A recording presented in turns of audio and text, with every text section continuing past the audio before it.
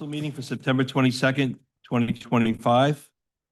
We're missing two members, Town Councilor Niemeyer, who was planned to be away, and Town Councilor Aiello, who should be on his way. First is invocation with Councilor Petra.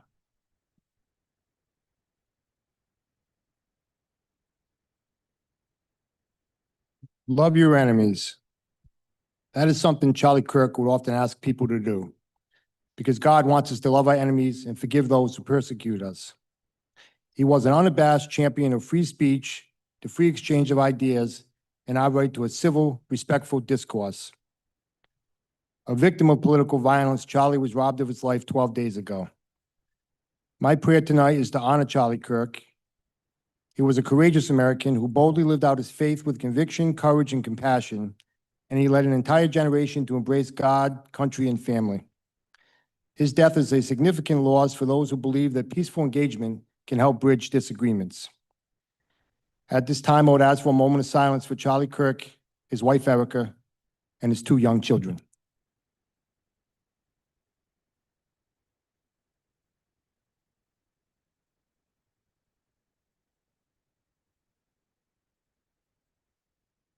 Thank you. Thank you.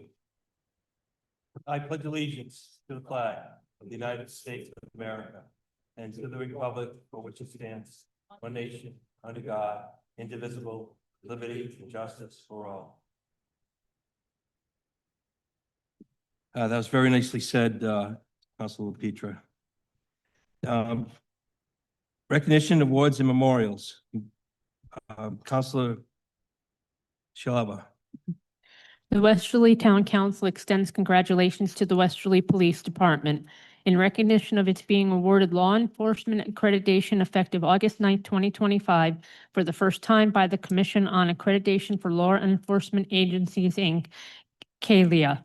CALIA is considered the gold standard in public safety, and the benefit of participating in CALIA accreditation include increased community advocacy, staunch support from government officials, stronger defense against civil lawsuits, reduced risk and liability exposure, and greater accountability within the department. The Westerly Town Council commends Chief of Police Paul Gingerella, Captain Alton Medina, and Lieutenant Sean Rathgaber for their hard work and efforts in completing the lengthy accreditation process, and congratulates the Westerly Police Department for demonstrating a commitment to professional excellence through accreditation. In recognition hereof, we hereby set our hands and cause the seal of the town of Westerly, signed by all councilors. Please come up.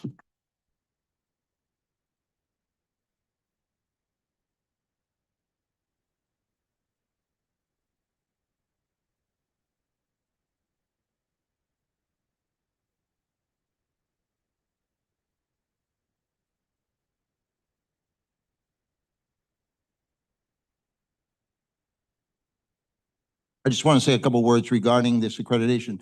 This was a challenge we've been dealing with for probably the past 10 years or so. It's a huge accomplishment for the police department. They were accredited on a state level back about a year and a half ago, and they received their national accreditation as of recent. There's less than 4% of the police departments nationwide received their national accreditation. So it's a huge credit to the management team of the department and all the members of the department that participated in this, these standards, and it makes the department shine out of the departments in the state of Rhode Island. There's a few in the state of Rhode Island that are also accredited. So in that, I want to present them with this plaque acknowledging their accreditation.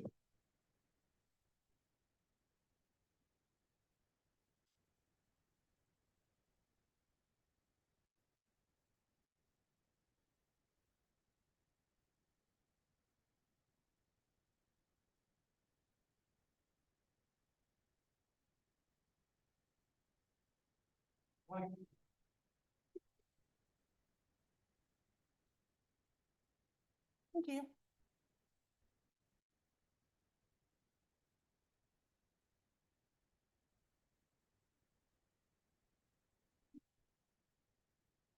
This is a great honor, and it's really a credit to the professionalism that Westerly represents in the police department. Thank you, Manager Lacey, for promoting this. Next, we have presentations. First is Jeffrey Frenette, Vice President of the Columbus Day Parade regarding the 75th Annual Columbus Day Parade scheduled Sunday, October 12th, 2025 at 1 o'clock. Is Jeff here? All right, we'll get him when he comes in. I wanted to talk about the Columbus Day Parade. Can we still respond? No? If you want to say something, sure. I'm sure she'll come. I know the planning board chair is here, so we'll jump to item 3B, Westerly Planning Board, Matthew O'Neill, Chair, to discuss the 2024-2025 Planning Board Annual Report, and also a recommendation of the Planning Board with regards to relocation of the bus storage facility to protect public drinking water wellhead recharge area. Matt, thank you for joining us. Thank you very much, Mr. President.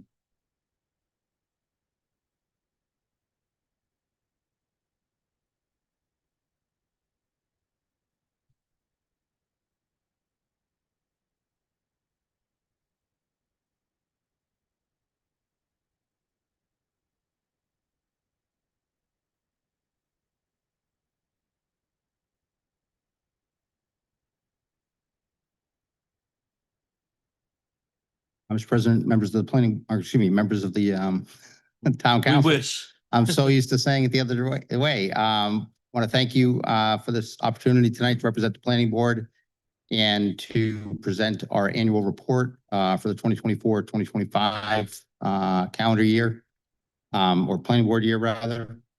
I've had a very busy year this year, a lot of activity, a lot of meetings, and I think we've moved a lot of initiatives forward that I hope to cover this evening and answer a lot of your questions that I'm sure you have as to where we're headed for 2025, 2026.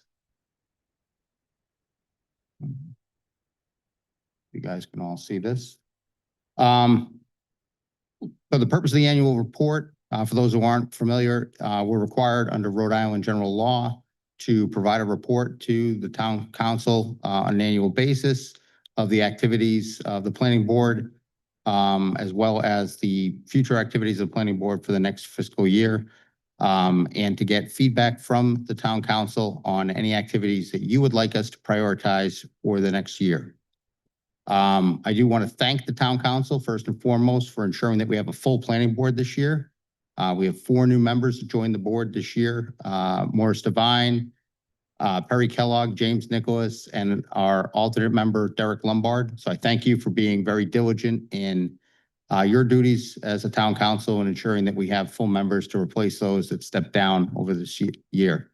Also would be remiss if I didn't start by thanking the planning staff that we have here at the town, our town planner, Nancy Latendra, our principal planner, Aiden Adams, our planning fellow, Diego Martin, and our assistant solicitor for planning and zoning, Scott Levesque, who've been instrumental in helping us work through a lot of the issues revolving around changes in state law this year and working towards some of the things that you'll see this evening that we've worked on for 2024 through 2025.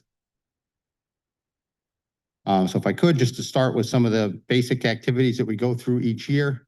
The planning board, we updated one of the things that we do on our monthly reporting each year. The previous report and the matrix that we had was kind of unwieldy. It was something that wasn't really something that the members of the board could understand or utilize. So we worked with the principal planner and our planning fellow to put something together that made a lot more sense for the members of the planning board and members of the community, that's now available in our minutes on a monthly basis, that not only shows what's going on with the plans that we've have coming towards us, but what's gone on with the plans that we've already approved and those projects, but also provides a calendar of all the activities that have to occur on an annual basis for the planning board. So if there are activities upcoming that the public could be concerned with, those are all mapped out for us on an annual basis so that things don't get missed, things don't get lost, and we can plan for them accordingly months in advance to ensure that we're meeting all the obligations the planning board has under Rhode Island general law and the town ordinances. And that was something that Mr. Gagne brought forward. We worked through, like I said, with the planning staff. One of the biggest things that we've worked towards this fiscal year, and we'll get into it a little bit more detail later, is the comprehensive plan implementation and amendments. This year, fiscal year 2024, we're in year 4 of the first 5 years of our new comprehensive plan. And I say new because it's a 20-year plan. So we're still in that short-term phase of the 20 years of our comprehensive plan. Amended to the report that we provided you is a list of all of the various sections that were applicable to that short-term period of the first 5 years. So that includes all of the different categories from natural resources, recreation, historical and cultural resources, housing opportunities, economic viability, services, facilities, to provide you an update on each one of those sections within the comprehensive plan and where we as a planning board see the town, what items are complete, what we're still working on, or what items either the planning board or this body is determined not to be a priority at this time that we're not actively working towards. So if you've had an opportunity to review that matrix at the end, if there's any questions you have on any of those items that you'd like us to either prioritize or look forward to, whether you can bring those forward tonight or you can send them back to the planning board for review. Any of those items that you see that you feel we may not prioritize that you would like us to, we can certainly take those up in the next fiscal year. One of the things that we are trying to finalize is the Route 1 corridor study. That was something that was completed in 2022. Again, it was brought from the planning board to the town council back in the spring of 2023. And there are certain amendments to the comprehensive plan that we've been working through over the course of this year to incorporate some of the existing conditions assessments and the concepts of the Route 1 corridor study so that we can present the town council with an overlay for the Route 1 corridor. So that zoning overlay is something that we're hoping to have, and I'll bring it up here when we get to the 2025-2026 planning year as to when we expect to have that into you. But that's something we've been actively working towards over the course of this year. Section 1.3, zoning ordinance amendments. And I know we brought this up. We brought this up last year, and we're still working through a significant number of zoning amendments. We've had a number of special meetings this year and last year, specifically geared towards working on these amendments in the Route 1 corridor study. The legislative agenda at the State House has certainly presented us with some challenges in terms of the number of changes that the legislature has made to planning and zoning throughout the state. We've been trying to address those as they come down to incorporate them into our planning and zoning, document those changes so that we can present to the town council a full set of planning and zoning amendment changes for you to review, documenting which ones are required by state law and which ones are ones that we've recommend to the town council to help us implement what's in the state law. Those have all been drafted, and we hope to have those into the town council before the end of the year. The next section references affordable housing opportunity sites. So I mentioned before our planning fellow, Diego Martin. We were very lucky to get a one-time Rhode Island Municipal Fellowship Program grant that allowed us to hire Diego as a municipal planning fellow. He's been a fantastic addition to the planning staff here in Westerly. His primary task was to coordinate the pre-development research for the town for 3 controlled properties that were identified as opportunity sites. They were ones that were identified in 2024 by the Camoin Housing Study. So they're underutilized properties that are currently identified as municipal properties. To look at generating an update as to how those properties could potentially be used for housing in the future. So those 3 properties you can see on the map there, they are all of them generally in the White Rock area. Two of them are off of Springbrook, and the other one is just off of Route 78 in White Rock.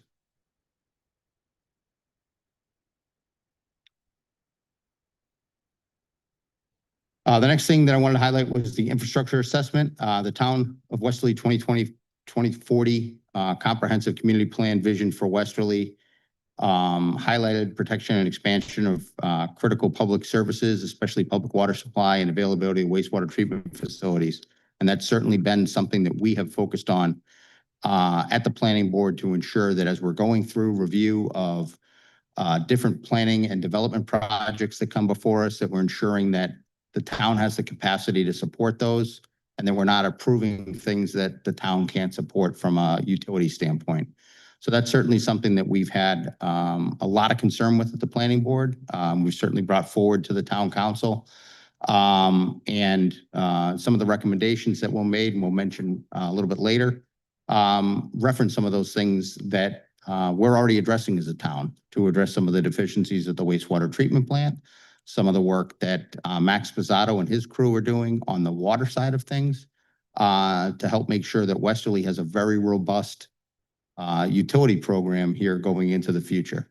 And some of those activities that he's working towards and that the council supported are going to help us at the planning board be able to do our job much more efficiently and have that information when we go get these development plans to know, do we have the right capacity for water? Do we have the right capacity for sewage? And if not, let the developer know that that's something they have to do on site as part of their development plans. So it makes it much easier for us, much easier for the developer to know all that information up front.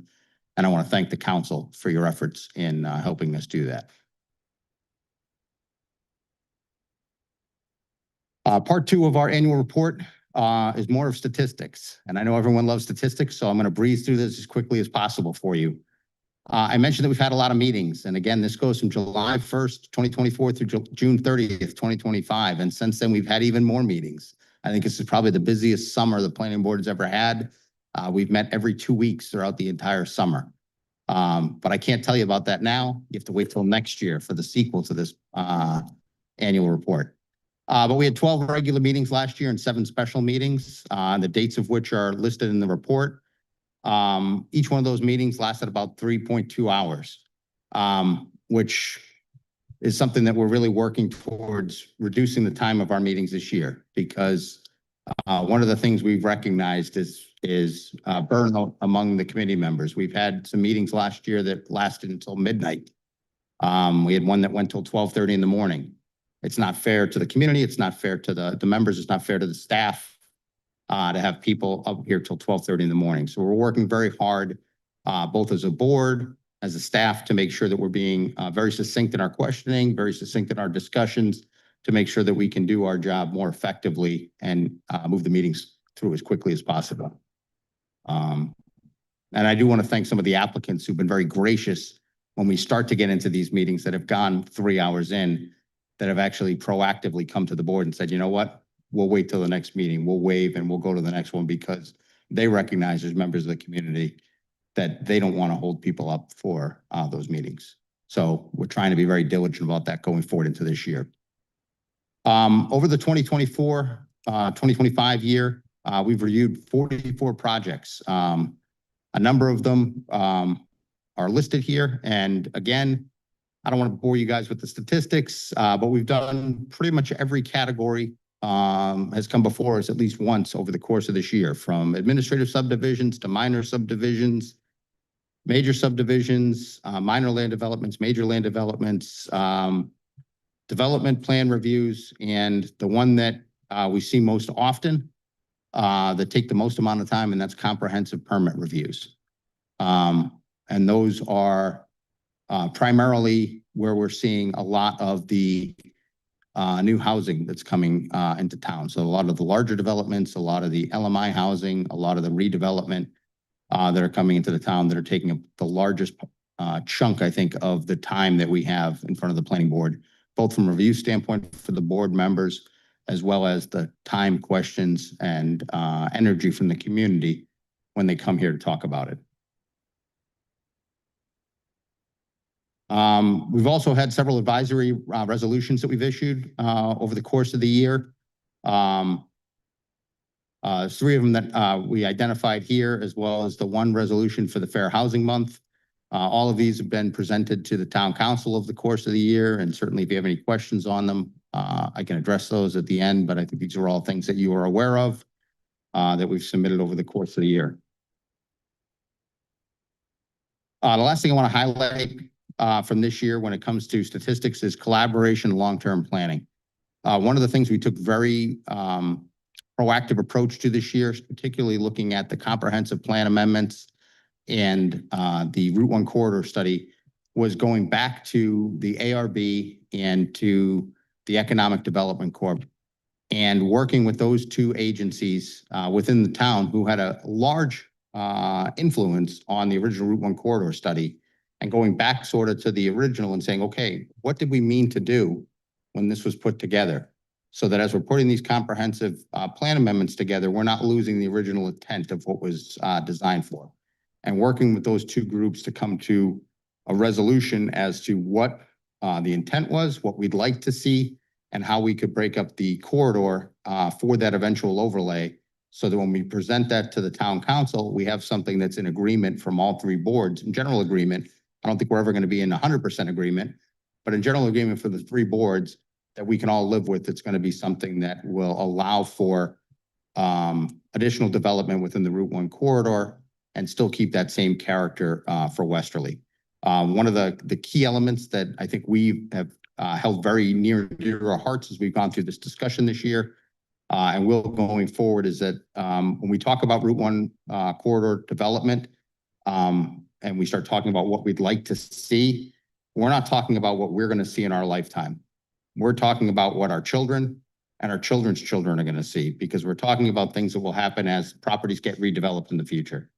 What do we want when a property gets turned over 10 years from now, 15 years from now, 20 years from now?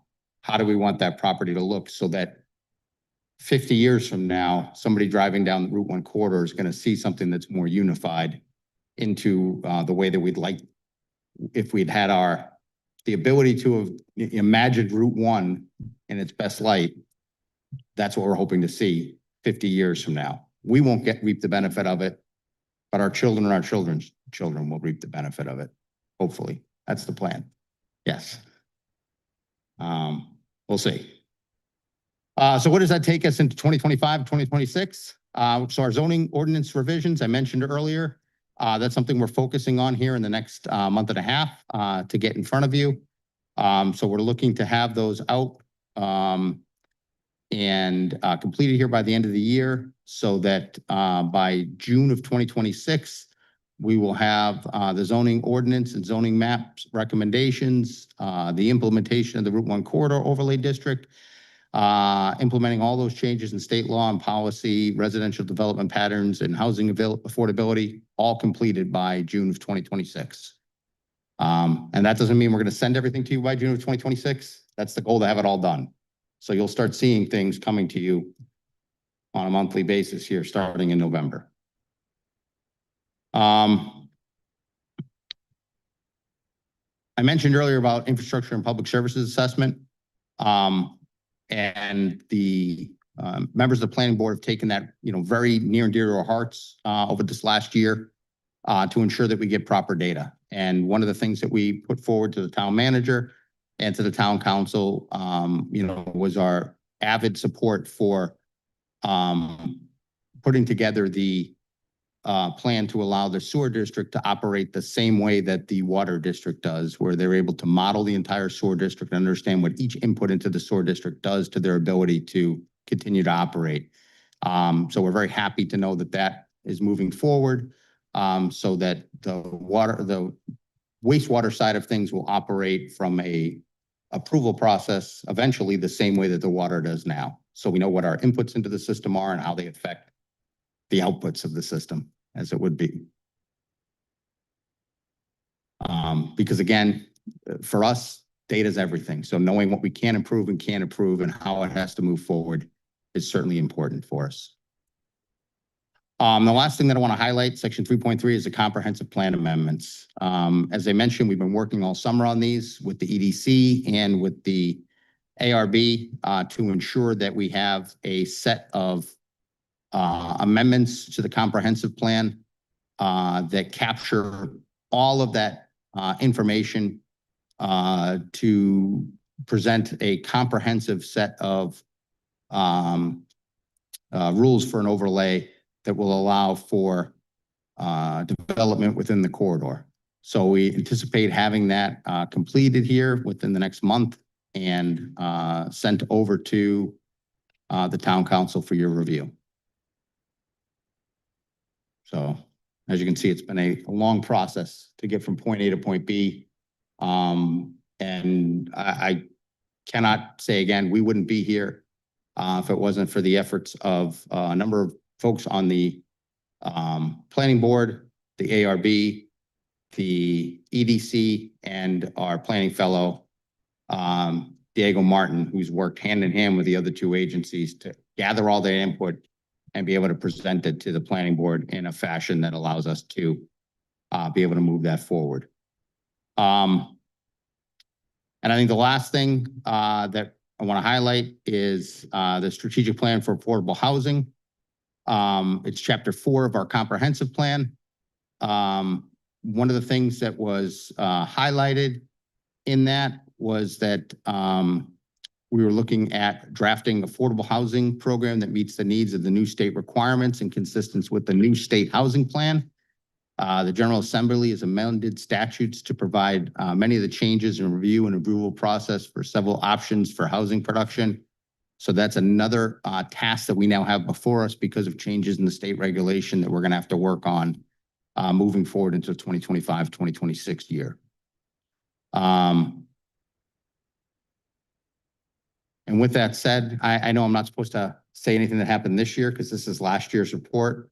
But they have changed some of the accounting for LMI housing, which we just found out last month. So Westerly has gone now from 5% to 6.45 because of the way that they've adjusted the accounting and some of the things that we're able to take credit for that we've already been doing in the town that we didn't get credit for before. Now we get credit for.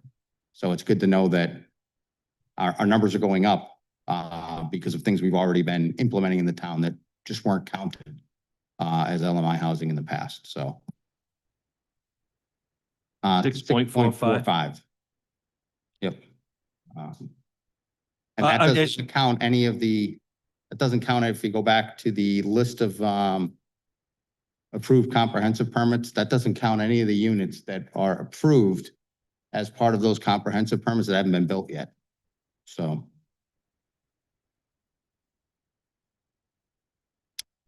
So at this point, are there any questions relative to the annual report? Certainly. Thank you, Matt, Mr. O'Neill, for coming in and your hard work that the planning board has done. This is an impressive report. That's very deep in accomplishments. So I look forward to questions and going forward. Councilor LaPetra. I'm at. As you know, Rose Van Dover and I go to all your meetings. It's my favorite board. Very interesting. I enjoy them. You run a good meeting, and you have a great staff, right, and a great panel up there. So a couple things. I just wanted couple points. We did go up to 6.5% on our low to moderate income housing mandate. We still aren't counting houses that aren't deed restricted. Correct. So, I mean, who knows what it really is? I've always said that it seems like it's 10%, but because of the state laws, we just don't quite hit those numbers.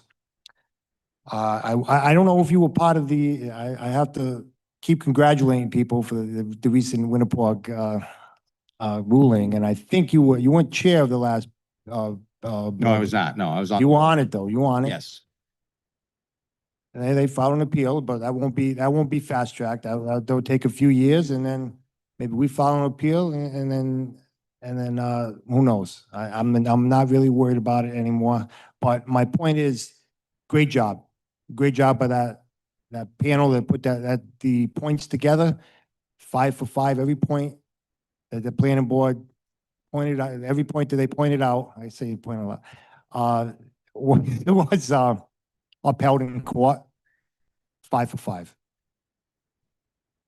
I also wanted to say, the EDC, this is where I run into some problems, because the EDC, of course, were the ones that wanted us to put 850 houses down there.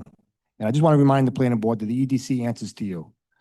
So use them as a tool. Don't let them tell you what they want to do. You tell them what you want to do. There's going to be a few things, and we're bringing the Route 1 corridor study back, and I voted against it twice now, so it's 0 for 2, but we're going to try it again. And the reason I keep voting against is because there's certain things they won't let go. And one of the things I would love to see them let go is any type of tax abatements or tax incentives for developers. All right, we don't want to give tax abatements and tax incentives just because you're on the Route 1. It isn't fair to the rest of the town.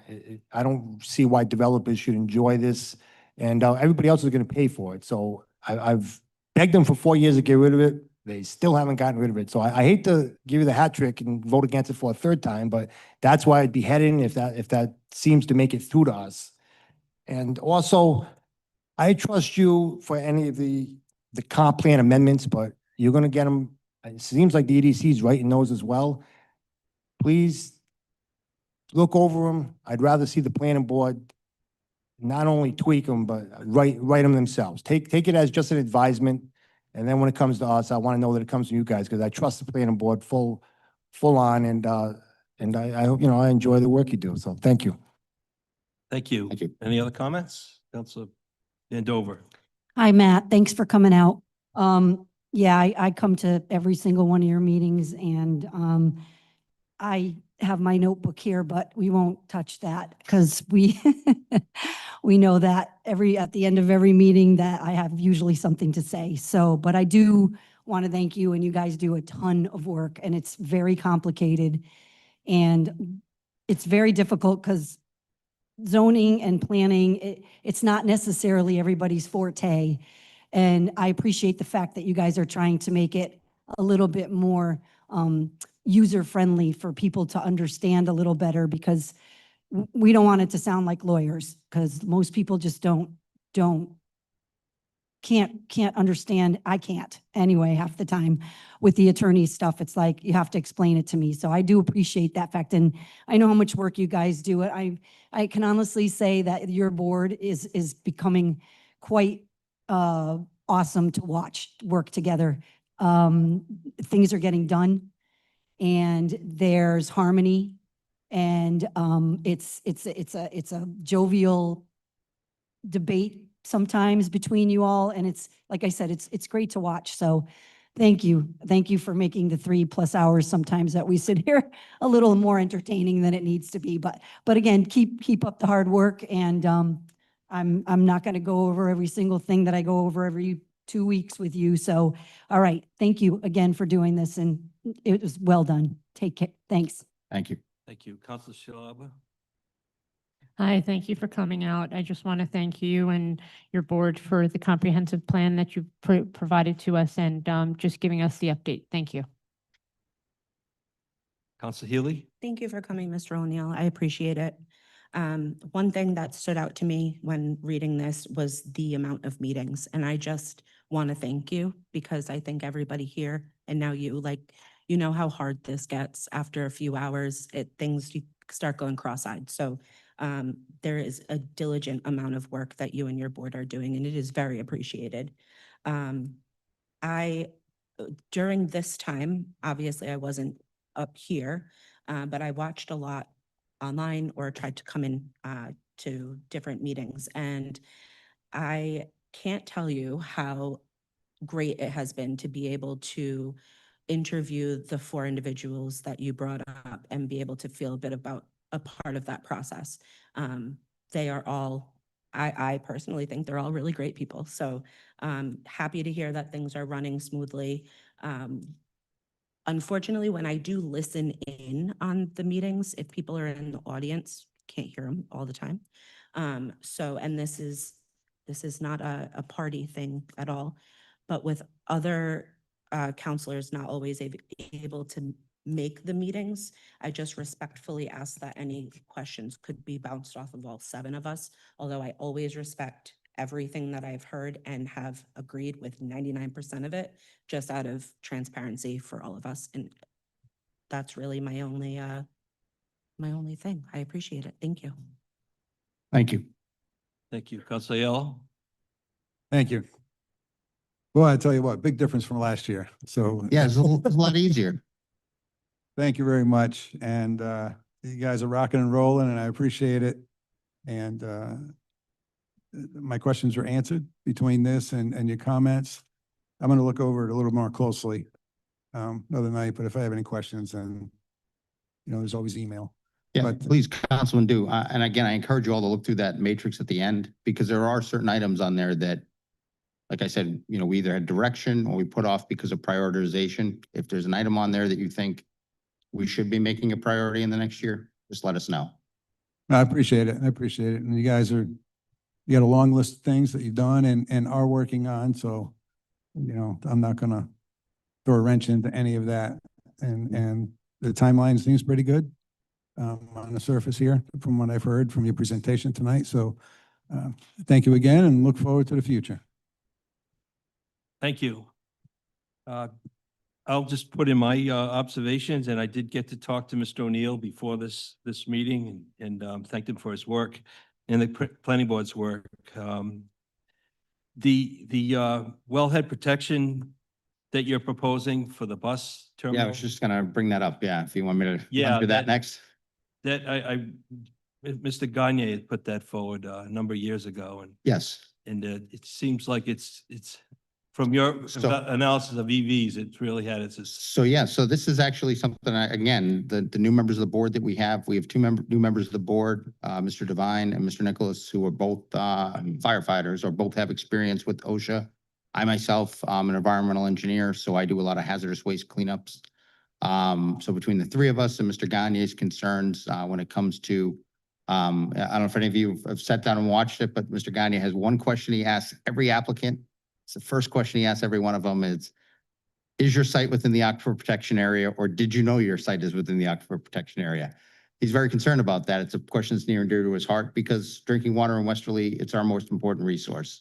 And he makes sure that every development that we do here, he brings that up.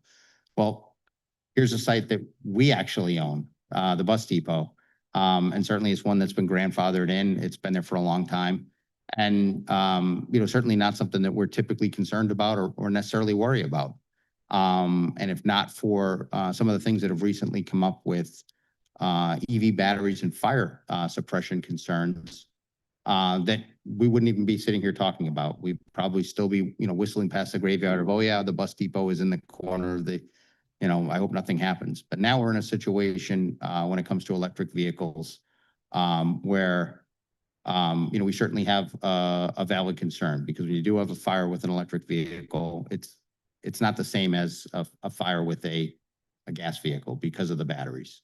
And it's not so much even that the batteries, putting out the fire, it's what the result of putting out the fire causes. And how do we deal with that result?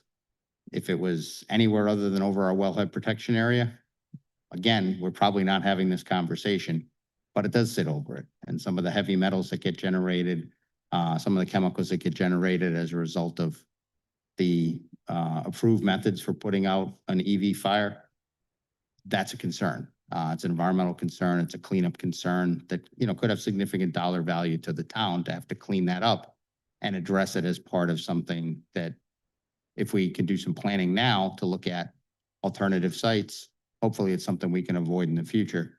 Because certainly I don't think any of us want to have to deal with that as a problem. Yeah, the school committee is looking to repave invest more money into that bus depot. So this is a good time to pull the plug and look for. Right, better and site. look at other options. And again, we'll leave it in your capable hands as to how you want to move forward with that. But it was just something that it was topical. It came up. We had 2 people who, from their firefighting experience, understand what the requirements are dealing with an EV fire. Me, from my environmental experience, understand what the contamination concerns are. And obviously, as you pointed out, Mr. Gagne's concerns when it comes to our aquifer and the drinking well. So. So we'll definitely work on that. Just one second, right? The other things that I had, affordable housing, the credit that the town has received by recognition of some housing, but it's really the planning board and what you've done, 100 more units along the Route 1 corridor that was Yeah, permitted. that was work that Nancy and her team have done to make sure that we're counting everything that's out there. And counting all of those different categories are being counted and cataloged. It's a lot of effort by her staff to try to identify what we already know we know and find out what we don't know.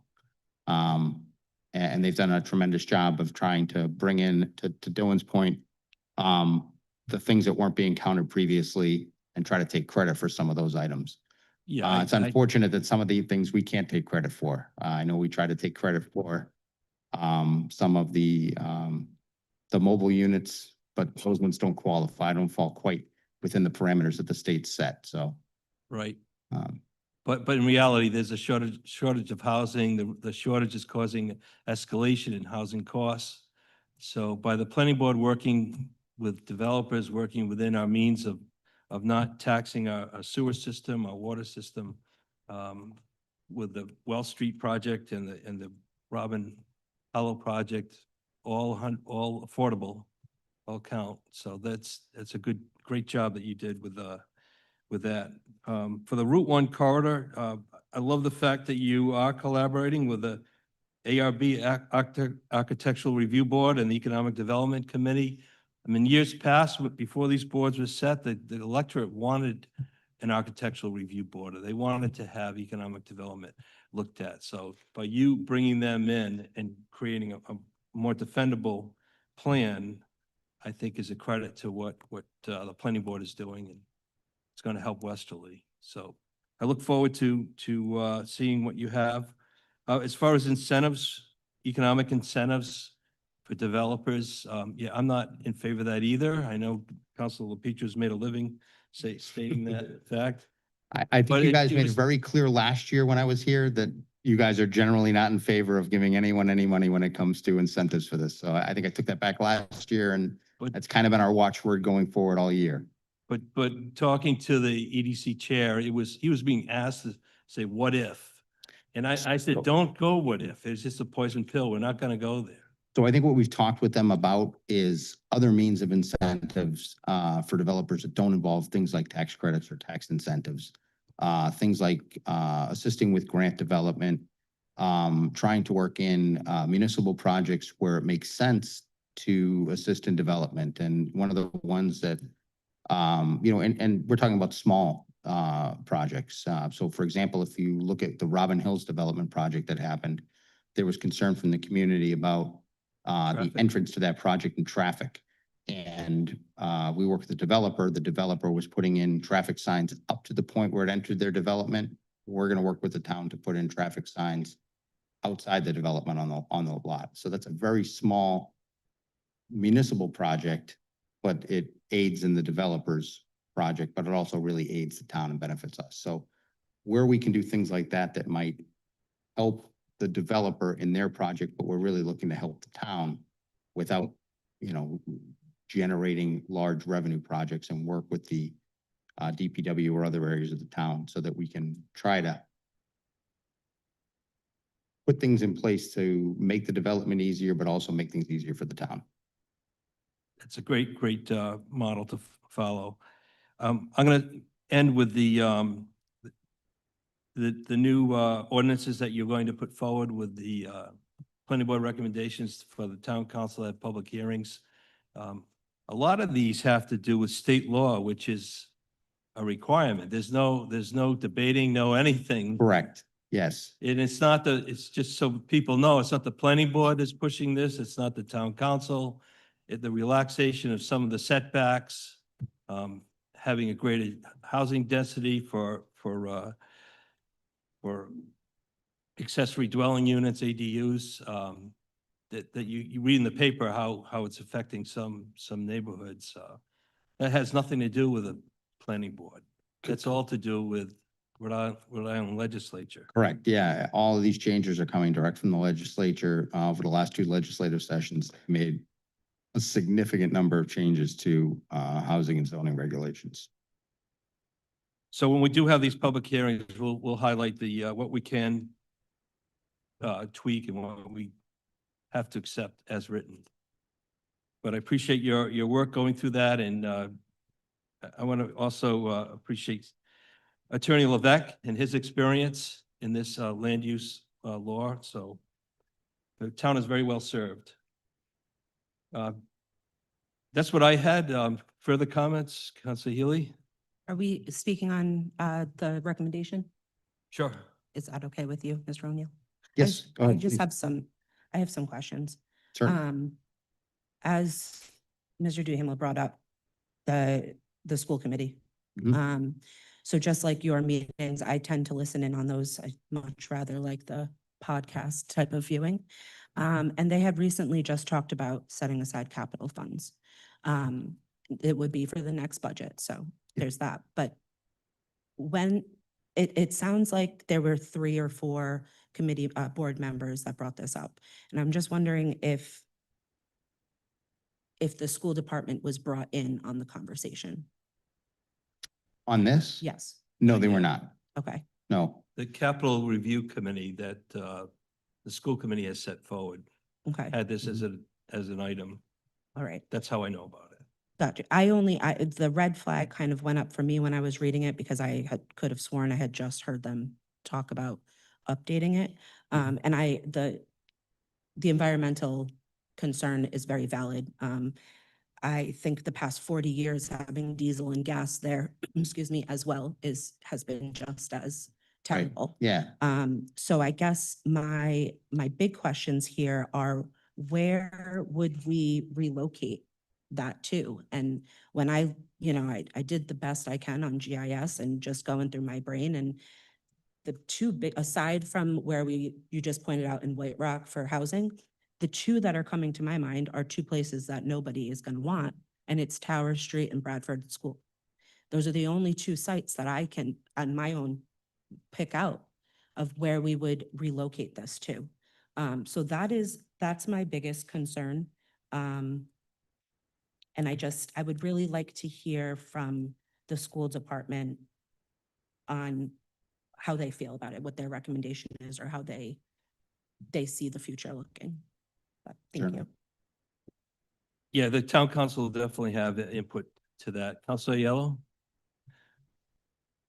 Thank you. And my question is related to the buses as well. Sure. And do you know whether or not the school committee is going to keep pursuing electric buses? As far as I know, they are. That was our understanding from last year's capital budget, that they were going to continue to pursue electric buses. And that was why the concern was brought forward, because unfortunately, the more that you have together, Mhm. that's where the problem arises. Because if one bus catches fire and they're all lined up together, you end up with multiple buses catching fire. I don't know if anybody saw, about a year ago, there was a cargo ship that was transporting EVs across the Atlantic Ocean. One car caught fire, the entire cargo ship caught fire, and it sank in the Atlantic Ocean because no amount of seawater was going to put out the fire. Once that caught fire, they evacuated the crew and they let it sink.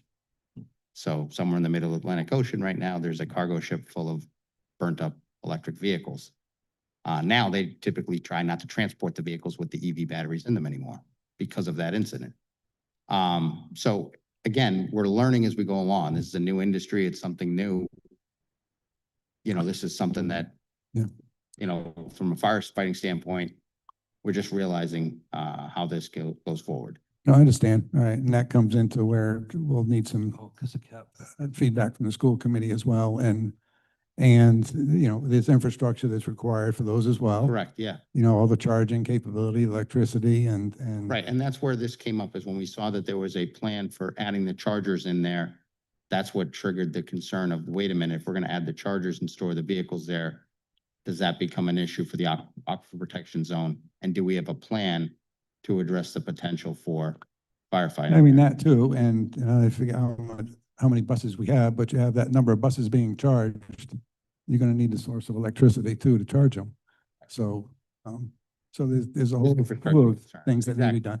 And before I was even on the council, I used to attend a lot of school committee meetings, and it came up a few times about trying to relocate.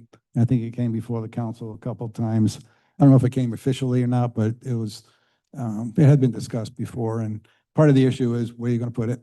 I mean, should a bus garage for school buses be put on the outskirts of town? I don't think so. It ought to be more centrally located, how the roads are set up. And Counselor, things like that. So there's a lot of thought, and I'm just, Absolutely. just an initial conversation. This- So I appreciate you bringing that forward. I think, one is the other Tower Street and Bradford are just not good locations for it. I mean, the only thing I see happen is potentially, town eventually buying some commercial property somewhere. And moving forward like that in a joint effort with the school committee. And, that's a long-term project, Correct. long-term. And I think there was some capping that had just been done at the bus garage too, at some point within the last few years. There's a lot of, Yeah, there's quite a Good bit thought, of but work there's a that lot. has to be done, and this is just broaching the subject. I just wasn't sure how much they had been involved. They in hadn't that. been involved. This is All the right. first memo, so I don't want to put Mr. O'Neill on the spot. I'm not putting him on the spot. We're Having just the answer. having a conversation with some points. And Mr. O'Neill, just to let you know, last Wednesday, the school committee voted no on electric buses. Oh, they did. They Okay. did. So I know I had the same forms that you were going off of as well, but they did vote. Yeah, I no. think at the time we And put I don't it think together, it that was they still the have plan going forward. the funds to build. Any other questions? Councilor Van Dover.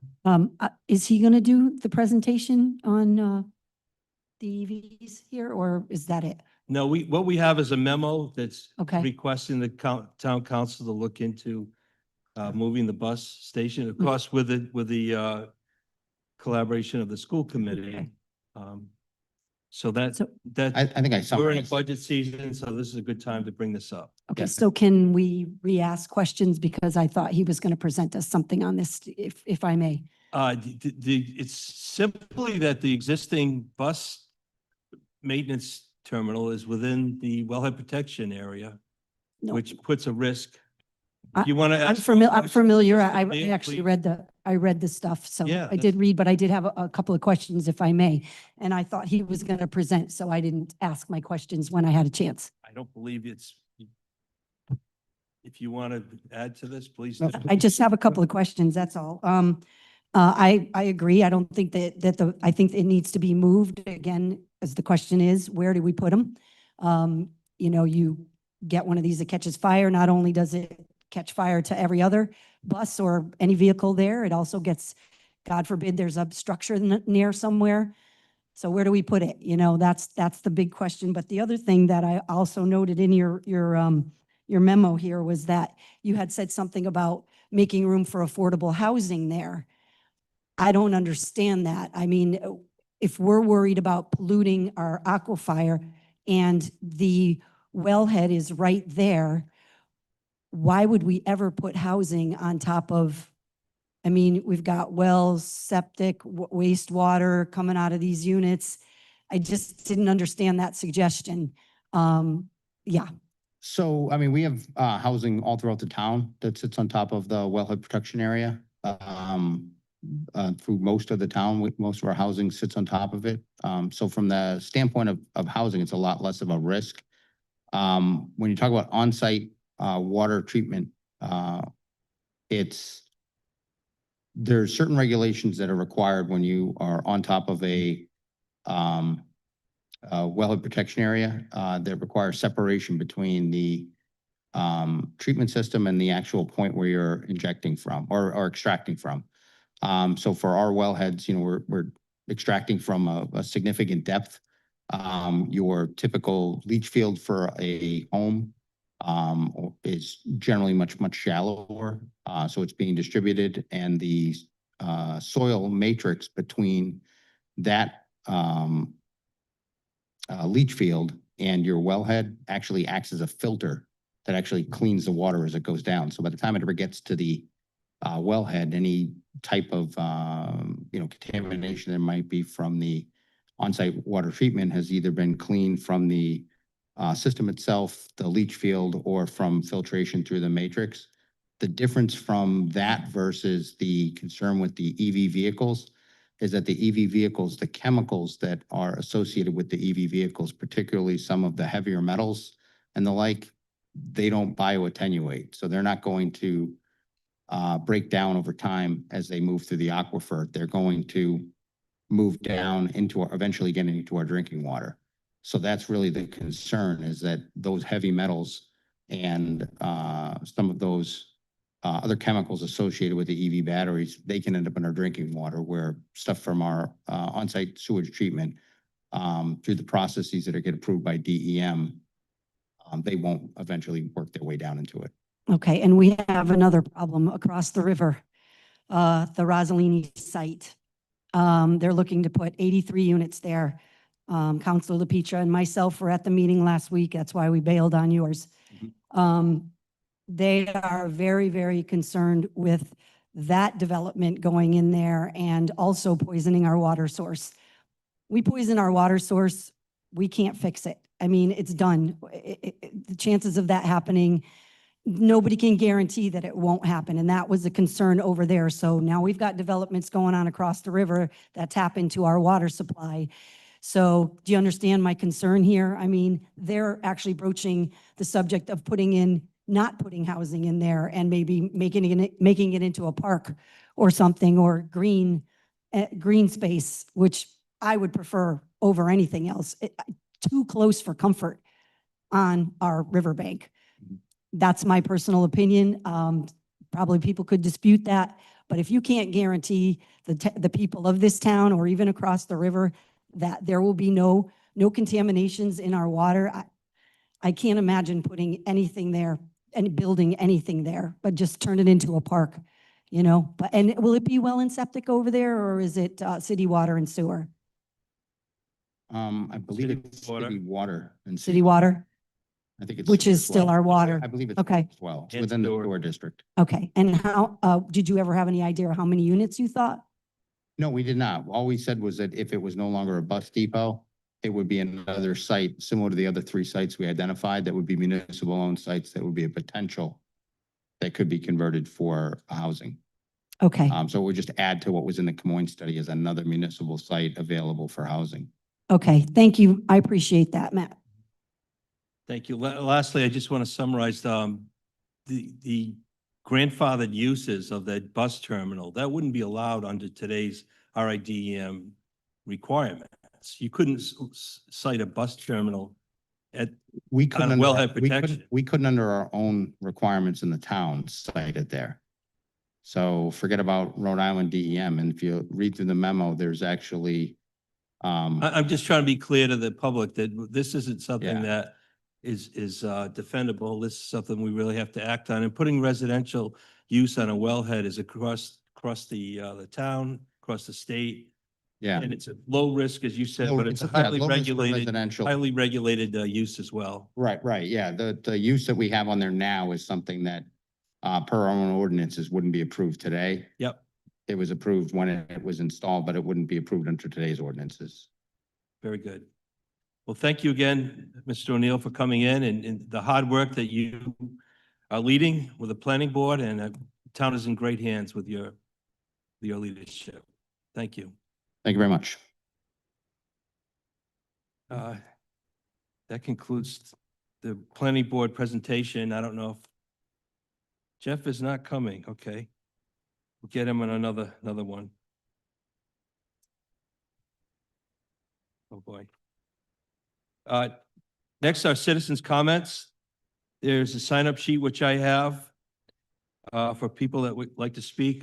Once the sign-up sheet is completed, anybody else in the audience that wants to speak can come forward. The topics would be limited to agenda items. We'll have 5 minutes maximum. And I ask that any comments be presented professionally and not presented professionally. Thank you. Mr. Knoll, please state your name and address. This thing on? I don't think so. I don't know. Can you I hear can me? hear it now. Hi. Hi, my name is Tom Knoll. I live at 65 East Avenue, right here in town. So I'm here tonight. First, I want to thank you for your time. To ask you not, that's N-O-T, not to support changing the name of VJ Day. All right? And I mean that wholeheartedly.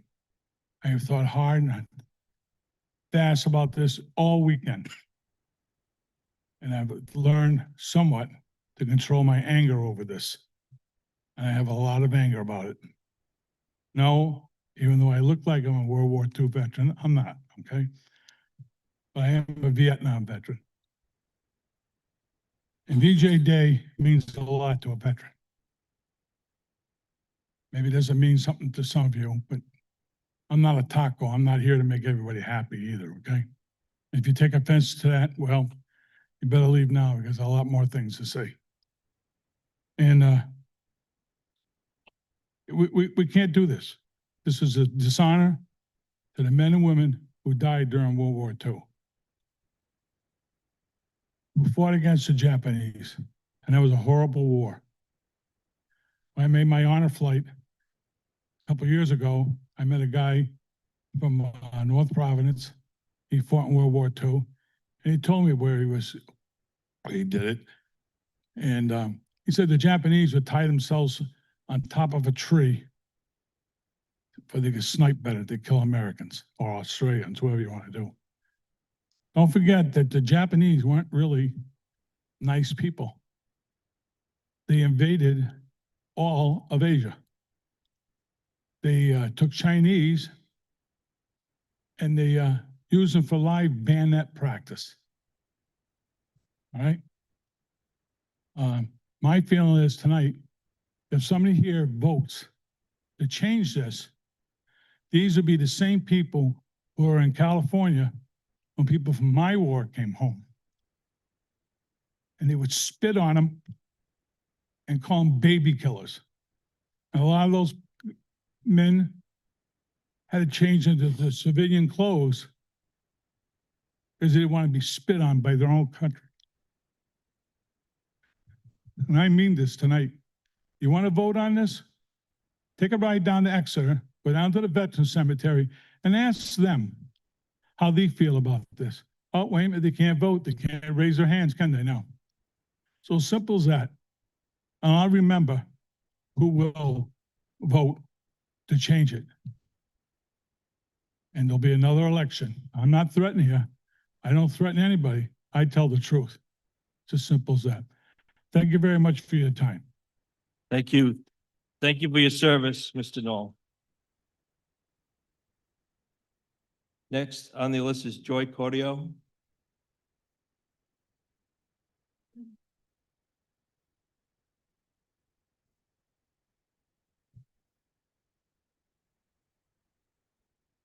Good evening, Joy Cordio, Westerly, Rhode Island. My topic is Fort Road. Yesterday was the anniversary of the 38 hurricane. I think 87 years. And September is the anniversary of the Fort Road litigations and threats since 2008. The resolution that the town passed was passed in October. In September, the town council president, Mary Jane DeMayo, had put forth to the council to designate Fort Road as a town road. She wanted an ordinance declaring such. And there were a lot of behind the scene, apparently negotiations. President Duhamel was part of that council. He's on record on audio talking about the agreement that was made. The council did not move forward with a road. They went ahead with a right-of-way. That was in 2008, 17 years ago. What is the definition of insanity? doing the same thing over and over and over. And you all have the opportunity to end this. You know the public's will. It takes political will and it takes guts. Saying you're a coastal advocate is not enough. You have to act. Eminent domain on Fort Road and Spring Avenue will put this insanity to end. It's not necessary to take the whole parking lot, as Solicitor Conley and the manager presented the cost for the whole parking lot. One little path along the seawall, which is already a right-of-way as determined by the Coastal Resources Management Council for the special exception assent that the fire district was granted to build the seawall and maintain it. That right-of-way still exists today. That's all that's needed. Pedestrian access from Bay Street to Napatri. You voted recently, you reported out after executive session that you authorized a survey. Have two. Take some action, really take some action to end this insanity. 2 surveys, one survey that you could use for eminent domain, going from Bay Street to Napatri along the seawall. You're going to go into executive session tonight. Who knows what it's Fort Road litigation. These are discussions that should be had. I don't know if they have been had because the public doesn't ever hear anything about what's going on, which is why we continue to come back. For 17 years, continue to come back. You're going to hear audio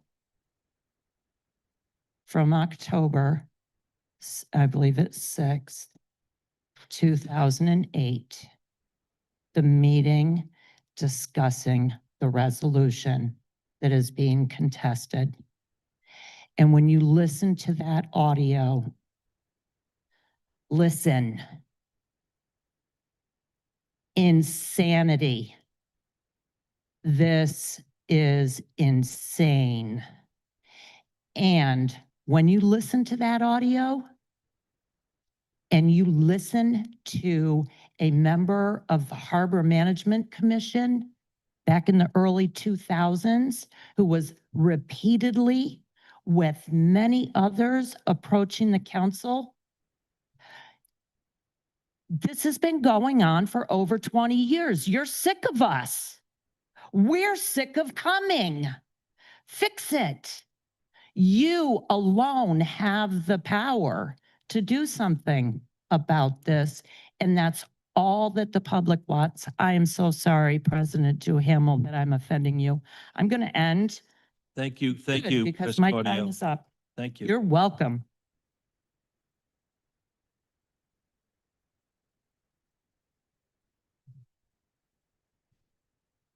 Next is Jill Olander.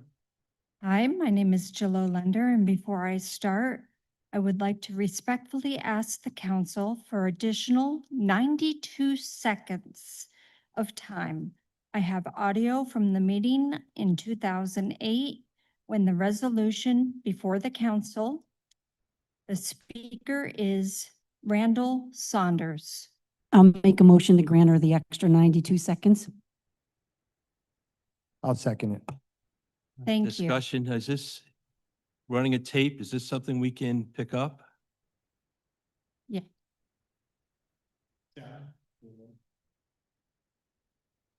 Yes, I believe you can listen to the tape as it's part of her speech. Okay. You have 6 minutes. In 32 seconds. Yeah, Yeah, please state your address, Ms. Olander. 36 Tower Street, Westerly, Rhode Island. Thank you.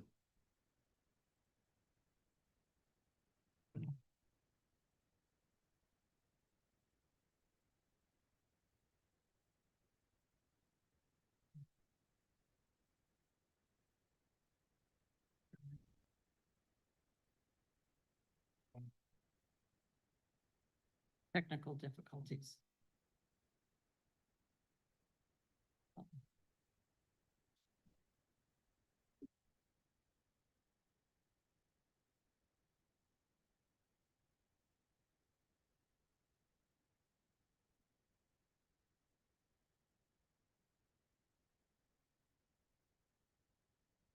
Is there anything you want to say verbally, Mr. President, while they're getting that set up? Yeah, I understand the 2008 record is part of this, this court case, and it is being challenged. The town of Westerly is in a lawsuit over this.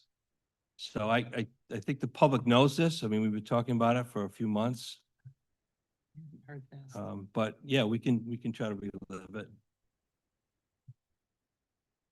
You want to try for the second citizens' comments? No? I'm gonna get it Okay. right now.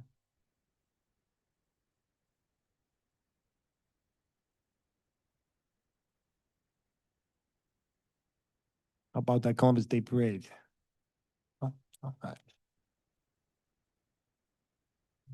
If there's another speaker, can we have them come up and Ms. Olander can speak after? I do apologize.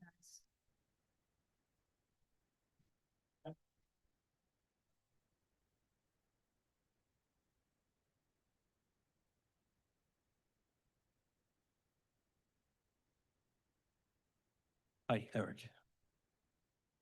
Thank you, counsel. I have a handout. I noticed this news article that I sent to you by email did not enter the record. If you could state your name and address. Sure. My name is Eric Fisk. My address is 55 Watch Hill Road. Can I come forward with this? Did it get into the Westerly Sun article? Yes. Got in the packet? Okay. Sorry. Just hand it to the clerk right there. Okay. So I just wanted to state for the record that the Westerly Sun and the Providence Journal both reported Judge Kiley's ruling in the 1973 case that was brought by Marshall and Evelyn Anderson against the Watch Hill Fire District regarding rights of way to their property on Napatry Point.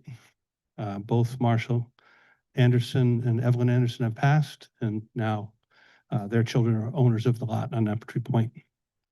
I'll read this section that I highlighted. It says, in his ruling, Judge Kiley said the plaintiff, which would be Marshall Anderson, does have a right of way to his property on the point.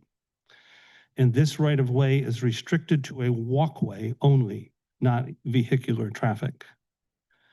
At that time, James Reardon, the fire district moderator, commented on the action, and he was pleased by it.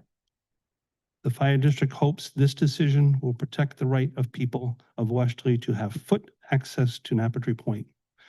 So back in 1973, the town of Westerly did not own a lot on Napatry Point. In addition, the state of Rhode Island did not own a lot on Napatry Point. Those acquisitions occurred in the 80s. So this ruling by the state court grants a right of way to owners of land on Napatry Point by pedestrian foot traffic. And it's very important that the council understands that there's already been a decision on this.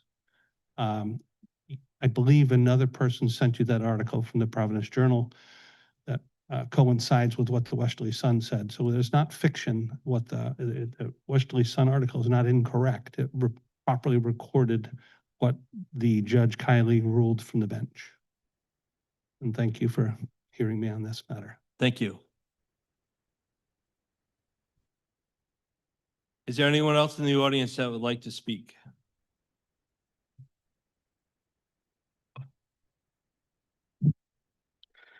Anthony Palazzolo, North Stonington, Connecticut. I'm licensed to practice law in Connecticut and California. I'm not licensed to practice law in Rhode Island. Nothing I say here should be taken as legal advice or legal opinion of any kind. I'm not capable of forming a legal opinion. I don't have any clients with any interests in any of these matters. I'm here to speak about Fort Road, nor could I, because I am not licensed to practice law in Rhode Island. Been doing this 5 years, never charged anybody a cent because I don't have any clients. And, I think what I've learned over the last 5 years is that willful blindness is the most powerful tool that the town council and their employees use to screw the public out of access to their shore. When I first started this 5 years ago, the big issue was Spring Avenue. Bill Conley wrote a legal opinion in which the first thing he said was, I was asked to write a legal opinion about Spring Avenue, but I'm not going to do it because I discovered that Charlie Solovitzik had already written one. And here's what Charlie Solovitzik had to say. And then the most telling part of that opinion was the very end of it, in which he said, no one has brought to my attention any information that might contradict what Charlie Solovitzik had to say previously. Is this In other about, words- excuse me, is this about Yes, it Spring is. Avenue? Thank you for asking. This is about Fort Road. Okay. He said, since 2008, no one has brought to my attention any facts that might contradict what Charlie Solovitzik had to say. In other words, he wasn't going to do any research on his own. He wanted to be willfully blind because he already saw in the Solovitzik opinion what he wanted to see. And then he proceeded to mischaracterize that opinion by saying that Solovitzik concluded that Spring Avenue was not a town road. He did essentially the same thing when it came to the sand trail at essentially the same time in 2020. That came up. He wrote an opinion. He said, I talked with Tommy Ligori. Of course, he was the attorney for the Weekbog Fire District. That's a biased source. And Bill Conley concluded that other than the 1997 consent agreement and the corresponding easement, the town had absolutely no rights of ways through the sand trail, et cetera. A little while later, a number of us in the public had done some research. We crowdsourced it. We found 299 affidavits that had been collected by the Rhode Island Mobile Sportsmen, indicating that various people had used the sand trail without authorization for many decades. Anybody that knows anything about this should immediately be thinking about prescriptive easements. You didn't see anything about that in Bill Conley's opinion. How about the fact that since 1960, innumerable people, year after year, had been driving down that sand trail to go to the state-owned land at the Quanaketog Breachway? For decades, people get these passes from the state of Rhode Island. They use the passes to go down to the Quanaketog Breachway on the sand trail.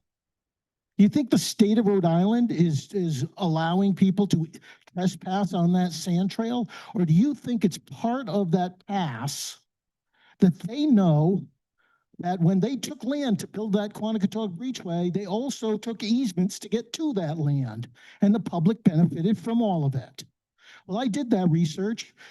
I found when they exercised eminent domain, they took property and there were easements to get down there. You didn't hear anything about that from Bill Conley.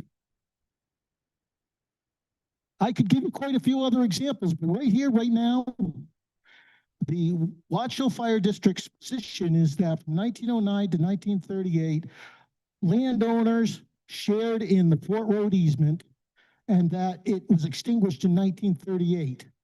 This case that Mr. Fisk just mentioned was from 73, and a judge found a right-of-way after 1938. I spoke with the attorney who litigated that case. His name is Stephen Napolitano.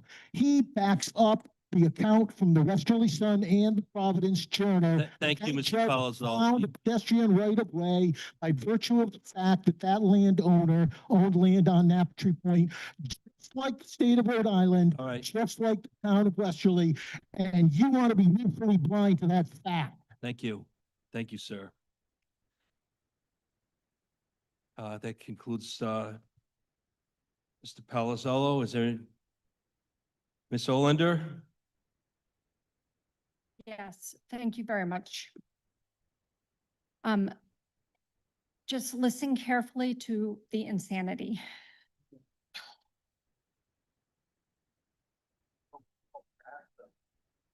The incremental death of public rights in our town. 1968, 40 years ago, all of us remember 40 years ago. My friend and I went fishing on Naptree Point. We rode out on Fort Road and onto the Naptree Sand with a Jeep. You could do that vehicular access, Naptree was permitted. But just 1 year later, in 1969, there were many objections, but apparently it was the support of the Westerly Town Council. A fence was erected to keep vehicles off Naptree. Soon after, a private parking lot was paved over Fort Road. And that wasn't just the fence that was erected on Naptree that year. It was a big nail in the corner of the public. That same year, my friend and I went fishing near Quanticatorp Beachway, accessing the shoreline there without any problem or complaint. Now, 40 years later, vaguely fishing groups such as the Point Beach Conservation Commission, wherever they are, they're not official, have signs everywhere saying who can and can't use this access. And of course, the pedestrian public cannot get to the beach there either. A town road, Spring Avenue, washed out in a hurricane, has now been blocked by a fence. The nearest right of way has been privatized. And just this year, certain special interest groups wanted to close this access way to vehicular traffic altogether, thereby attempting to whittle down public freedom in this area once again and put yet another nail in the coffin of public rights. 1968, just 40 years ago. Bluff Avenue right-of-way of Watch Hill was a 40-foot wide gravel road. I drove my car down that road in the off-season to access the beach for fishing. Now it's a 2-foot wide pathway, getting smaller by the year, overgrown with vines and big rocks in its path. You definitely cannot drive a car down there anymore. In fact, you can't even you couldn't walk a wheelchair or a baby carriage down it. You could barely walk down it yourself. And yet the East Beach Association was given an exemption from the recent state-supported right-of-way program by our town council, an exemption from a right-of-way program that would have guaranteed state oversight in order that this pathway remain a viable public passageway forever. It was another nail in the coffin of public rights. 1968, just 40 years ago. I docked my boat in Watch Hill Harbor, tied up and fished from the dock, had lunch in the village, came back and fished some more.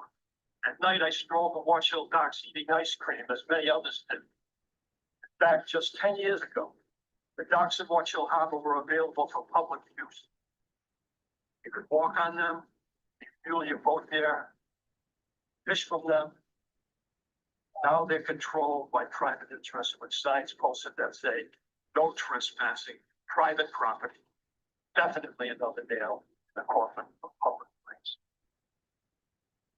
1968, 40 years ago. Naptree Point was a dog-friendly beach whose access was unquestioned. Even in 2006, just 2 years ago, the same was true. But now, just 2 years later, questionable laws bar animals from that beach, and all-terrain vehicles carry borders over its dunes to monitor the behavior of its visitors. What we are experiencing here is the inch-by-inch murder of our public freedoms. What we're watching here is the nail-by-nail closing of the coffin of public rights. Special interest groups can hire teams of lawyers to try to justify these actions. They can use Madison Avenue marketing techniques to sell their ideas. But if you look closely, you'll see beneath the veneer of these clever advertisements. And the truth is that a few people want way too much control of some of Westerly's most public things, which are natural places. And Westerly is giving away its public freedoms so very well funded campaigns. There's nothing silly about the fight over Fort Road. Teams of hired attorneys may claim that there is no reason for worry about access to Napatri Point. But why then do they object to making it officially public? And how can we believe that when they've misled us before? How can we believe them when they have over 40 years? Closed the road to vehicles, stalled the parking lot, closed the beach to dogs, locked pathways, and arbitrarily converted the Fort Mansfield end of Napatri into a wildlife refuge. In the public forum, the voter may now have rationalizes everybody want. That's over there. Comment. Clarifying the status of Fort Road. Such a clarification is reasonable in the circumstances. And our town government needs to clarify before access to Napatri Point becomes buried in the mounting pile of dead freedom that the town of Westerly want to call its public rights. Thank you. Thank you. Is there anybody else that would like to come forward? Thank you for the extra time. Thank you, Rose, for the extra time. Next, anyone else in the audience that would like to speak? Mr. Weber? Ben Weber, 3 Blossom Court, Westerly, Rhode Island. Also Chair of the Harbor Management Commission, but I'm here on my own accord this evening. You just heard testimony, 2008. A citizen fighting for the rights, talking about as late back as 1960s. I myself have come up in front of you numerous times and said, this has already been decided. It's insane that we're here again, and we keep doing it. Mr. Fisk told you there was a court decision that set precedent that lot owners have the right to get to their property by foot, not by the ocean, as they'd like to let you think. That's the conservation easement. Doesn't cover Bay Street or the parking lot. So their conservation easement, you have to come in by boat. So we have a court decision that sets a precedent that lot owners, which you are a lot owner, state's lot owner, has the right to get to the property by foot. Not vehicle. No one ever said anything about vehicles. I myself have been in front of you and said, hey, there was already a written agreement, a verbal and written agreement that culminated in the 2008 resolution. You were there, Mr. President. It's already been decided by both parties that there would be a foot right of way going through the parking lot to the lots that the town and the state own. Again, already been decided. So I ask you this, as you go into an executive session, because you guys have been put there by the voters to represent all your constituents. You are also the client. We've heard numerous times the solicitor will not do anything unless his client says so. So, in executive session, if you have not heard or seen anything subpoenaed in regards to the preparation and documentation that led up to the 2008 resolution, I would highly suggest that you advise your solicitor to do so. If none of you know Matthew Thompson's name, I highly suggest you find that out and ask your solicitor who that was. Because if you don't have any of this information and don't know these names, you have not been informed properly.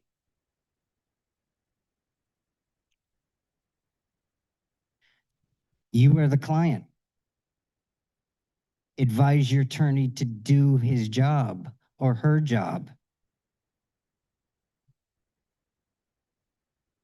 Be informed, not complicit. This is very important. The entire Watch Hill Barrier Beach is at stake.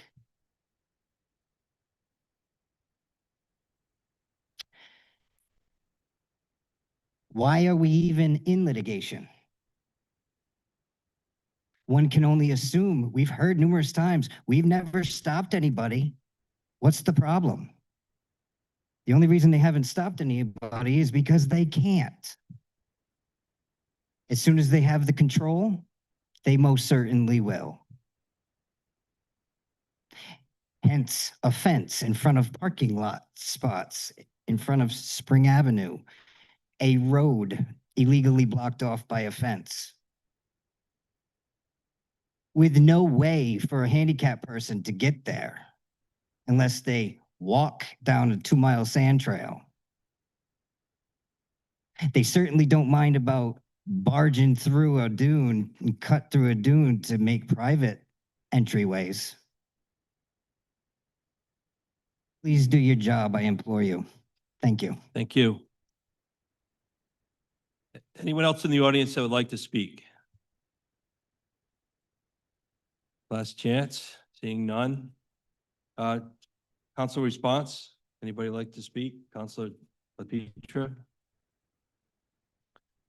I know, Tom knew I went home. Tom knew I was a close friend of mine. I talked to Tom every day.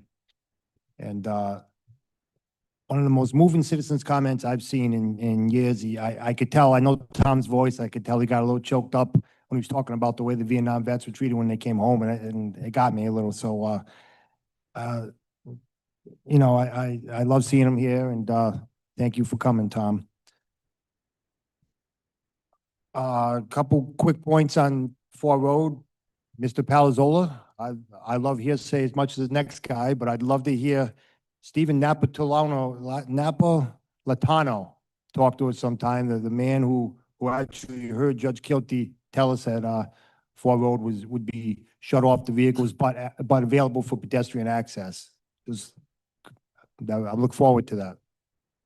And then my last point is, I heard on the tape when they started talking about 2006, it was still a dog-friendly beach. You know, 2006, it was still a dog-friendly town. Well, my last trip to Napa Tree Point with my dog, he got sprayed by a skunk, jumped in my car, almost had to trade the car in.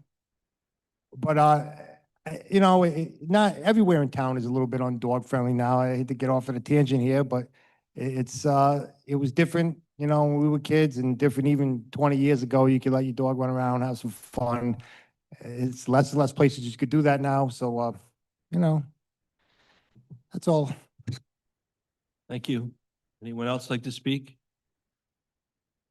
Councilor Dover? Thank you all for coming out. Tom, I've just recently finally got to meet you. I've spoken to you several times. I'm voting for it. There's no reason to change the name. There's absolutely no reason to change the name. There's no reason to rile up our veteran community for a name change. So I'm definitely voting for it. Also, Jill, thank you for bringing in that tape. I guess my question is going to go towards the solicitor regarding, have we ever heard that tape before? And I'll ask you my other question while I'm at it. Where does it say that, where is it put that in the 1938, when they say that the easement went away? Is that written somewhere? Do we have that saying, okay, road was destroyed, or Napa Tree, whatever, is this now no Yeah, if longer an easement? If I might interrupt, I'm sorry. this is based on the litigation Okay. that Councilor LaPetra wanted to put on the agenda. So I don't think we would ask our solicitor what what her strengths and weaknesses are in the case. I don't think I was asking that question. Well, you. Fine, asked that's me fine. questions. That's fine. Thank you, Mr. President. Okay. Mr. Fisk, thank you for coming in, and bringing us that information. I will take a look at it. Everybody else, thank you for your words on Fort Road. You know where I stand. And, thank you for coming out week after, every time we're having a meeting regarding these issues. I appreciate it. Thank you. Council Shalaba. I just want to thank everybody for coming out and resharing a lot of the same information that you have over the years and actually doing a lot of the work that is helpful to us regarding all the rights of way. As far as Tom Knoll, I want to thank him for his service as a Vietnam vet. I understand from family members that came back, that was a horrible, horrible time in this world. And, you know, I don't even know why they changed it from VJ Day to Victory Day to begin with. So I'm not looking to change it again. So thank you for your service and thank you all for coming out. Council Hill. Thank you. Yes, Tom Knoll, I have every intention of approving the resolution tonight to tell the state, back off, don't mess with Victory Day, have respect for the veterans. I've had several relatives from World War II, and just leave it alone. I don't care if the rest of the country doesn't do it. Respect the veterans who went and served and paid the price in pain and agony or in death. They were not treated well during that war over there. So let's have some respect for those people who enable us through their actions to live as we do today. Fort Road. Yeah, vehicles used to be able to drive down there. Do I advocate for building a road or driving over the conservation area, the sand area? Absolutely not. Can't be any more clear than that. Have vehicles been allowed from Bay Street to the fence? Yes. Were they allowed over the previous Fort Road? Yes. Where that's at right now, people are saying here, people are saying there, the tax map shows one thing. You can look up on property that has been sold off of Fort Road, and it lists Fort Road address. The Misquamicut Club is 22 Fort Road. The Yacht Club is 1 Fort Road. So do not tell me that Fort Road is off in the damn ocean somewhere. If you moved it, well, Yacht Club or Fire District, whoever supposedly moved it, if it did move, well, live with the consequences now. If that's Fort Road, that's Fort Road. And I will not back off of that.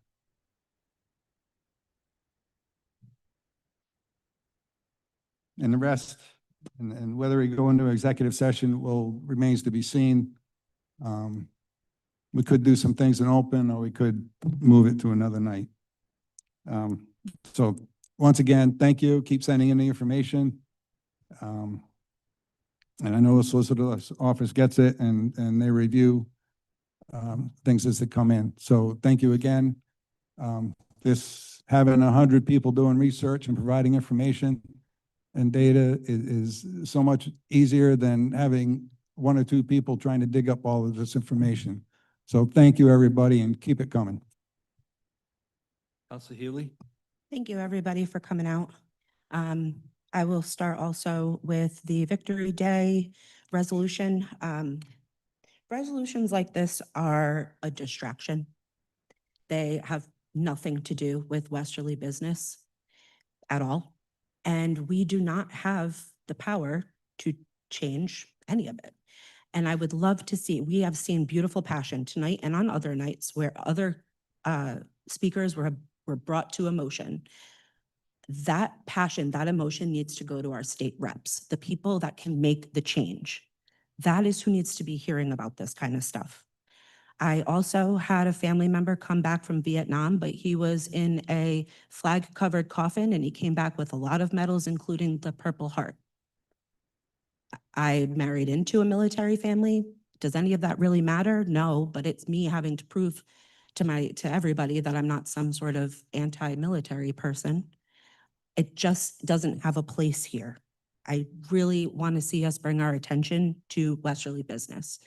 We've heard over and over again from our friends in white that when we veer off track, they continue and others continue to lose trust in this body. We have been told at that podium more than 5 times that we are not trustworthy.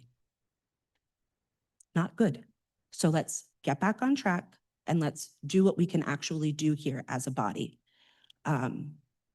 Joy, I appreciate you bringing that quote to life, but you forgot the end part, expecting a different result.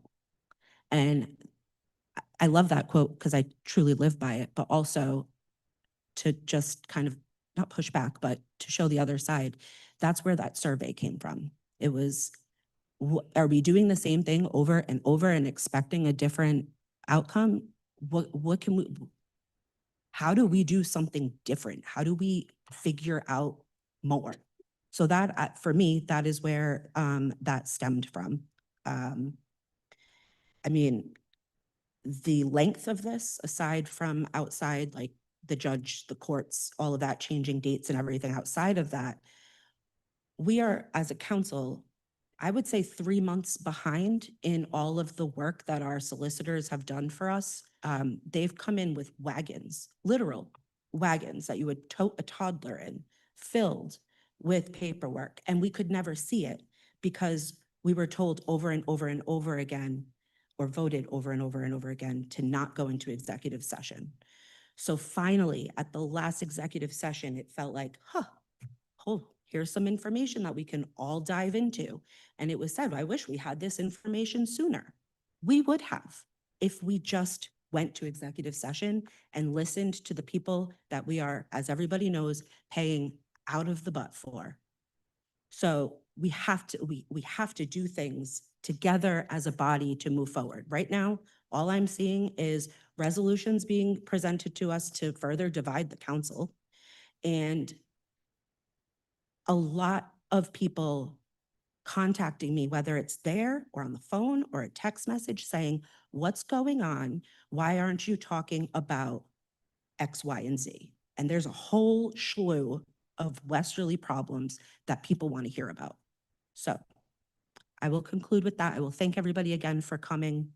It was very appreciated. I appreciate being able to hear that Randall Saunders audio. I will be sure to listen back after this is posted because there's definitely things I missed. So I appreciate you all. Thank you. Thank you. I'll just say, as far as Mr. Noel, I could see also the conviction in his heart when he was in front of us. And I remember pretty clearly in 68 on, when I was growing up, how Vietnam vets were treated. And thankfully that has all switched since 1980 going forward. And BJ Day to Victory Day, that was done by, I think, Governor Dupree, as an olive branch to Japan, who was a trading partner. But yeah, I'm not for changing Victory Day either. For Fort Road, you know, we're in court. We can't get out of it. It's not anything to do with the town council any longer. It's going to have everything to do with the municipal court. And that might not be where it ends, but that's where it is now. And yes, we did do something differently. We're not repeating ourselves. We hired Sarah O'Toole and Bill Connolly and Cameron and Middleman to create the wheelbarrow of defense that Councilor Healy just mentioned. And on top of that, we also are hiring a surveyor to look at the land evidence records and determine where Fort Road is, that every anecdotal story existed for individual homes, it existed for the fort, people used it, so the survey should be able to show it. So I look forward to the court's decision on that. That's it for citizens' comments and council's response. Thank you all for coming and having input. Next, I want to move on to the consent calendar. Item 5A, approval of minutes, regular minutes of 8/18/25 amended and 9/8/25. I make a motion to accept them as they are. Second? Motion made and seconded. All in favor? Discussion. Discussion, yeah. Well, I think discussion means you move them into the regular agenda. So do you want to move any of these to the regular agenda? I'd like to, I still see some changes. I'm not quite, I Okay. have some questions. I mean, do you want to discuss now or how do you want to do it? It would have to go to the agenda. Am I incorrect? New business, which, 8/18, that's the only one I'm concerned with.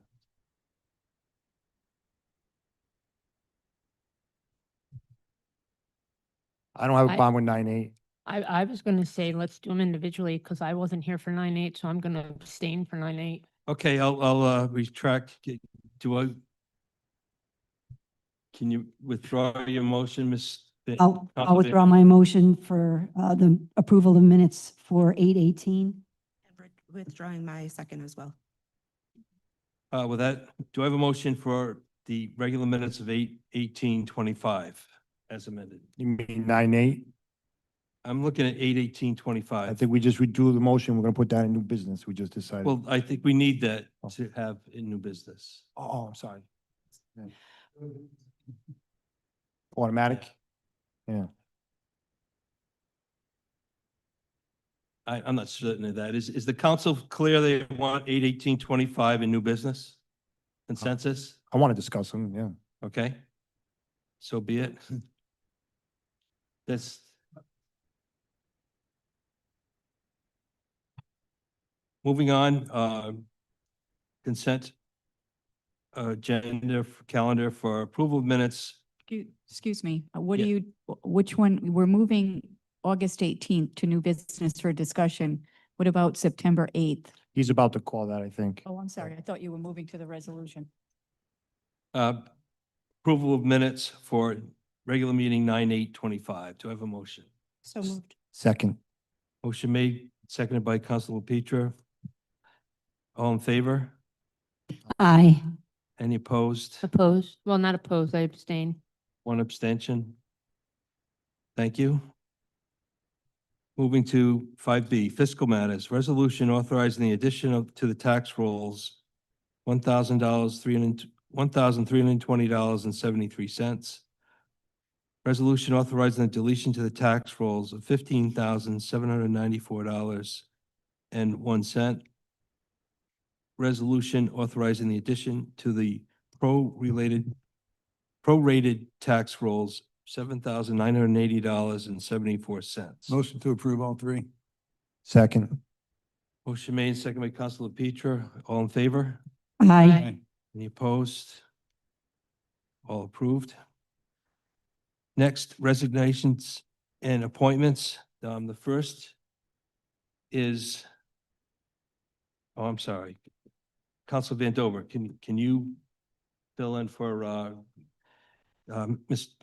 Councilor Niemeyer? Sure. I'm going to make a motion, Jason Abates resignation letter. We accept with regret his resignation. I'm going to make a motion to accept his resignation. Motion to accept with Second. regrets. Second. All in favor? Aye. Thank you, Jason. Next are appointments, Board of Canvassers, alternate member. This is an appointment by state law. It has to come from, has to be read in the record by the council chair and it has to have 5 recommendations. I'll read them in the order as presented by Chair of the Westerly Republican Town Committee, Christine Cook. And normally the first one is the one that's chosen. So in that order, Jeff Kennedy, William Dean Belkowitz, Joseph Vasily, Autumn Carvalho, and Julie Driscoll. Do I have a motion for Jeff Kennedy? I make a motion for Jeff Kennedy. Second. Motion made and seconded. All in favor of Jeff Kennedy? Aye. Any opposed? Thank you, Mr. Kennedy. Back to you, Ms. Vandover. Okay, the Appointments Committee, Subcommittee, would like to nominate Lori Moore. She's going to be getting moved up from the first alternate to the permanent position. Like to nominate her for that. Motion for Laurie Moore for zoning Second. Nomination, yeah. nomination. All in favor? Aye. Aye. Any opposed? Okay, second, Thank you, Ms. Moore. we'd like to move, Leonard Saponari from second alternate to first alternate on the zoning board as well. Can I get a motion for that? I'm sorry. I'd like to, move him up. Nominate him. Nomination for Leonard Safari for Permanent Housing Committee. All in favor? No, is that permanent No. housing or zoning? No zoning. Oh, I missed that. Okay, I'm Yep, sorry. zoning. Was that For from the zoning. second alternate to first alternate? From second alternate to first alternate. Yes, correct. Okay. All in favor, Mr. Safari? Aye. And Aye. we'd like to move, we'd actually like to nominate Stuart Miller and put him into the second alternate position on the zoning board. Can I get a nomination? Stuart Miller for second alternate for zoning board. All in favor? Aye. Any opposed? Thank you, Mr. Miller. Okay, and I'd like to make a motion to move the appointment for Permanent Housing Committee till the next meeting. We have to figure out an order on that. Thank you. Very good. Thank you. That concludes the appointments. Next is public hearings advertised on 9/1, 9/8, and 9/15/2025 for this time. Petition for road abandonment, terminus of James Street. Stephen Serdu Esquire, representing Richard and Margaret Castor, are the petitioners. Discussion and possible action. Good evening, Mr. Chairman, members of the council. Excuse me, Mr. President. Could you make a motion to open the public hearing? Motion to open the public hearing. Second. Motion made to open this public hearing, seconded by Councilor Healy. All in favor? Aye. I got a question, Mr. President. Yes, sir. How much time do we give speakers in a public hearing? Is it 10 minutes? Sir, can you wrap it up in 10? What are you looking for? I doubt that. I have two witnesses. I have a number of photographs, and I also have to address the fact that my surveyor has a medical issue and is unable to appear tonight.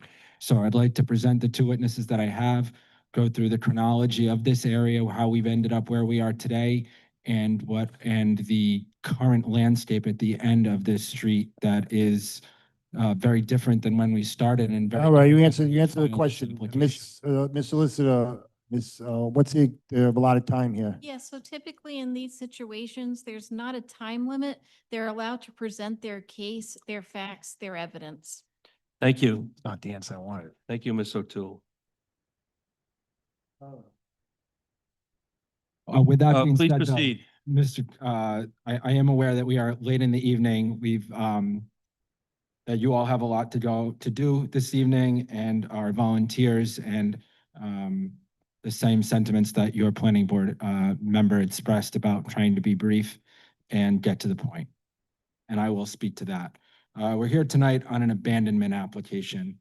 I think unfortunately, I do have to spend a few minutes going over the history of how we are here before you tonight. And the history goes back many generations with folks and families that have resided at the terminus of this street. And unfortunately have been unable to get along and there's been acrimony in this area. To that effect, there have been numerous prosecutions, private prosecutions, and requests put before different town boards and entities prior to this here today. And in fact, the legal journey that my clients are on began in Superior Court, where they made a motion after doing extensive title research to take ownership over this strip of land and this grassy area at the end, the grassy area and the terminus of this street via adverse possession. At that time, a representative from the town, a solicitor, showed up at that hearing and said that this was town property exclusively owned by the town, and the town had an absolute right to it, and that no one else other than the town had a right to it.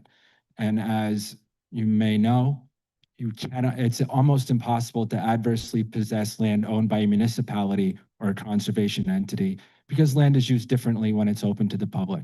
It's not easy to take ownership over it, to exclude others, and to do so in a notorious way, because it's open to the public. That's its nature. So to take ownership over it is difficult.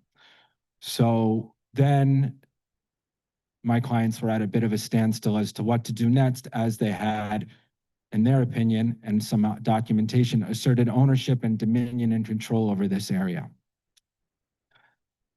Then, as we'll go through in some photographs, there started to be some action in this area. Fences went up. Bulkhead walls were put in place.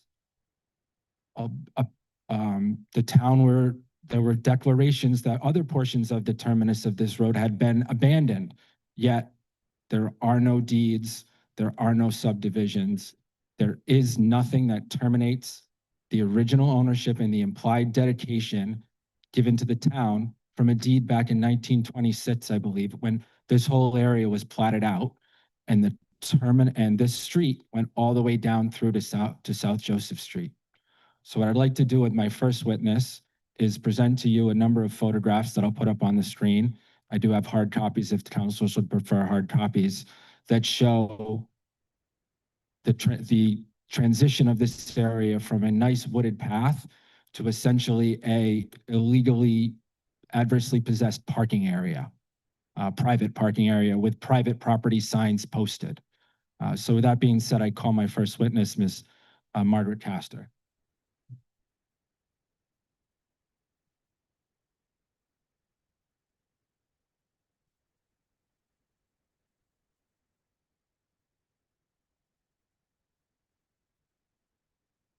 See if I can do this right, the way your IT individual instructed me to. There's no need to swear in, is there, Madam Clerk? Sure. Absolutely. Do you solemnly swear that the testimony you give before this hearing is the truth, the whole truth, and nothing but the truth, so help you God? I do. Thank you.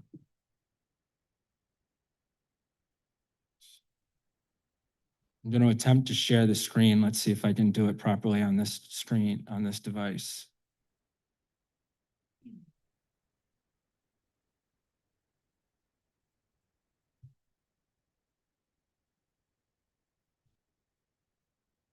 Oh, I'm sorry, I clicked the wrong one.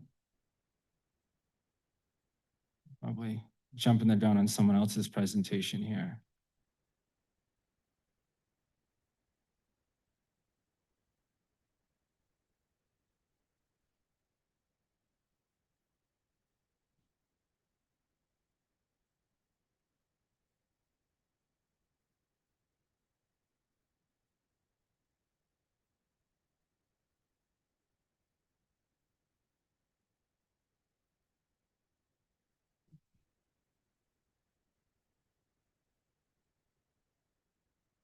Yes.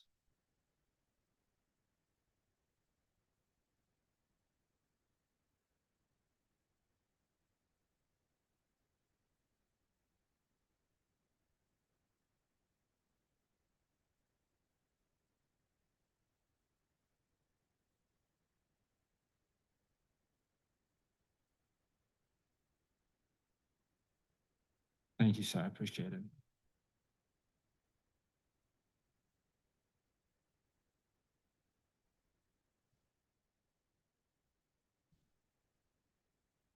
All right, Ms. Castor, let's take a travel through time as late as we can possible.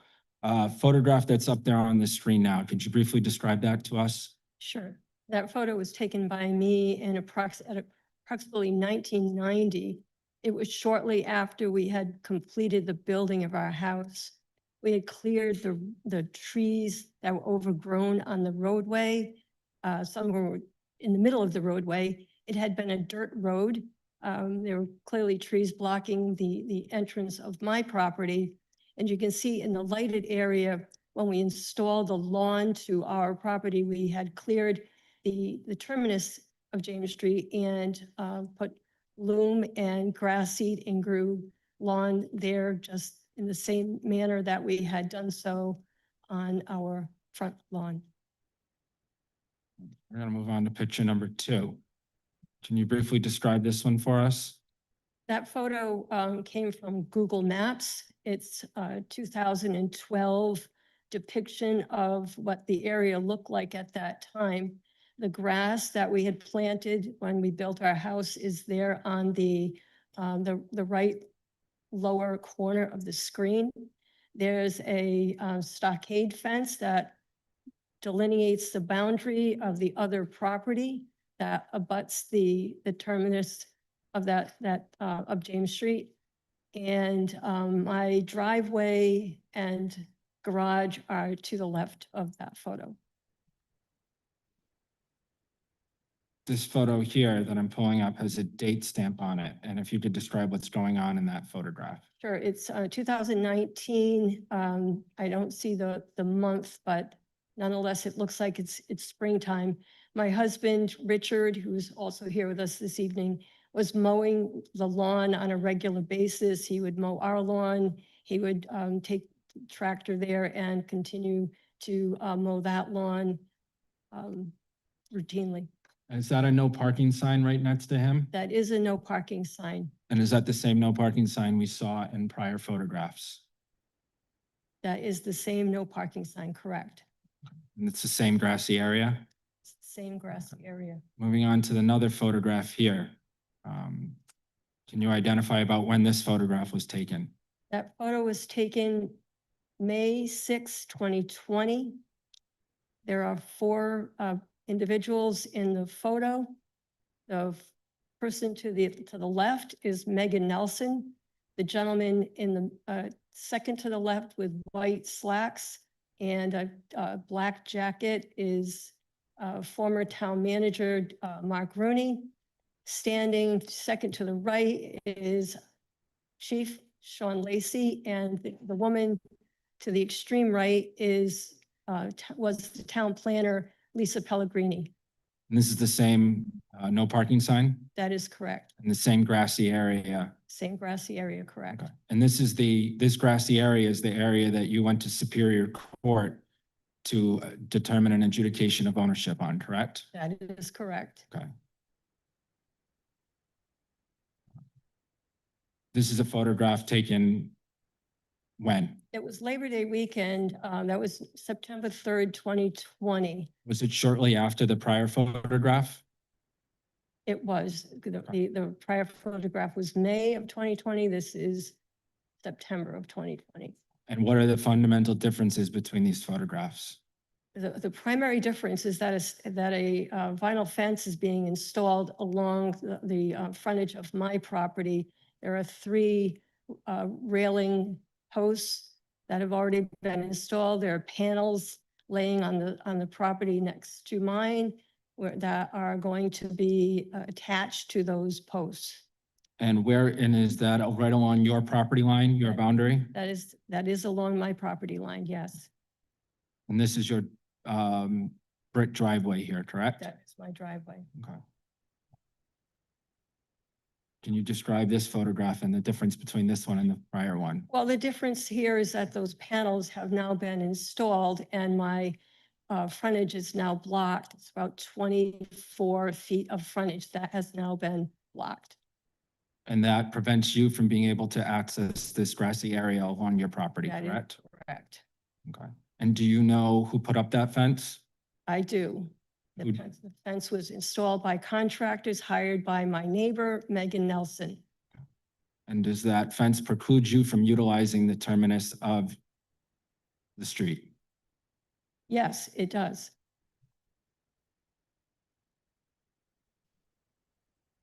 Can you describe what's in this photograph? In the background, the fences that were installed are complete. They are blocking the frontage of my property as I mentioned in the prior photo, in addition to those fence pieces, there's a gate and another section of fencing that blocks the walkway, the throughway to South Joseph Street on that same grassy area. In the foreground, you'll see no parking signs that had been approved by the town council. In the middle area, you'll see Ms. Nelson's vehicle parked 50% on her property and 50% on the roadway. And at different points in time during your time residing at your home, you would traverse this walkway, the term that went all the way through down to South Joseph I Street. absolutely did traverse that. And then this gate went up and you were no longer able to do that, correct? That is correct. Okay. To the best of your knowledge, as an abutter, did you ever receive a notice of abandonment or an notice of a motion to abandon that property put forth by Ms. Nelson or anyone else? Okay. And the no parking sign that was here has been moved, correct? It was removed, correct. Do you know who removed it? Town of Westerly employees removed it. And when was this photograph taken?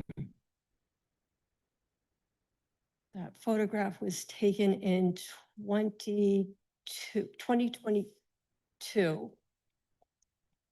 It is a depiction of a second berm that is being installed by private contractors on James Street. It's fairly aggressively being placed in the middle of the roadway, where you can see that it is centering on the road and essentially where we back up our vehicles to exit our property. So you believe that that the berm that was constructed is in the roadway? Absolutely in the roadway. And does it affect your ability to enter and exit your driveway? Absolutely. Okay. Beautiful. This photograph, can you describe what's going on here? An excavator was on the property digging out a giant hole in the grassy area. And the folks who were working there were laying cinder blocks, stacking them. They didn't appear to be cemented, stacking cinder blocks and putting them in some sort of zigzag pattern on the end of the roadway. When was this photograph taken? That photograph was taken in 2024. And I would like to mention that it was abundantly clear that there were no dig safe markings on the roadway. And was this a private contractor? Private contractor, correct. To the best of your knowledge, the town was not involved in this excavation in the roadway. No, the contractor was hired by Megan Nelson. And what is this photograph in front of you now? That is the completed project that the contractors were working on. It depicts, the depiction shows the fence that blocks the frontage of my property, the gate that blocks the walkway to South Joseph Street. In the background, you'll see a sign on that gate that says private property, no trespassing. The area had been filled in where those cinder blocks were installed with gravel, and there's some loose asphalt on top of the gravel. Is the grass gone in its entirety? Yes, it is. Okay. Is there any way to delineate where the end of James Street ends and private property begins? Well, a surveyor could do that. Okay. And you've asked a surveyor to do that, correct? Surveyor, Okay. And unfortunately, that surveyor is not here tonight due to a medical issue, correct? that is correct. Excuse me for making everybody dizzy here for a second. I'm going to ask you, you've reviewed this document with me that was generated by the town on August 14th, 2024, correct? Correct. And most notably, there was an initial recommendation made by town staff, correct? That is correct. And what was that recommendation? The initial recommendation was that they should accept our petition for abandonment. And why, and if you could read out finding of fact number 1 here.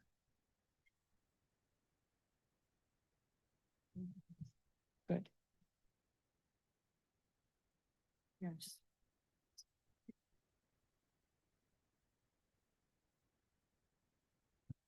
It appears the area was never dedicated as a part of the roadway system and has been part of the parcel now referred to as 10 James Street since before 1911, when the area known as Prospect Park was created.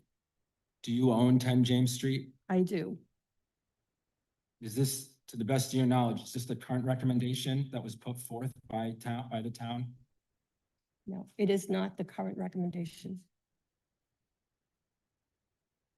This is another document that you provided to me. To the best of your knowledge, not being a surveyor, because we are going to ask, I've asked our surveyor to speak about it in detail. What does this show? That map was provided to me by the prior town engineer. It was found in the files here in the town hall. It's a depiction of a brook that was captured in my backyard.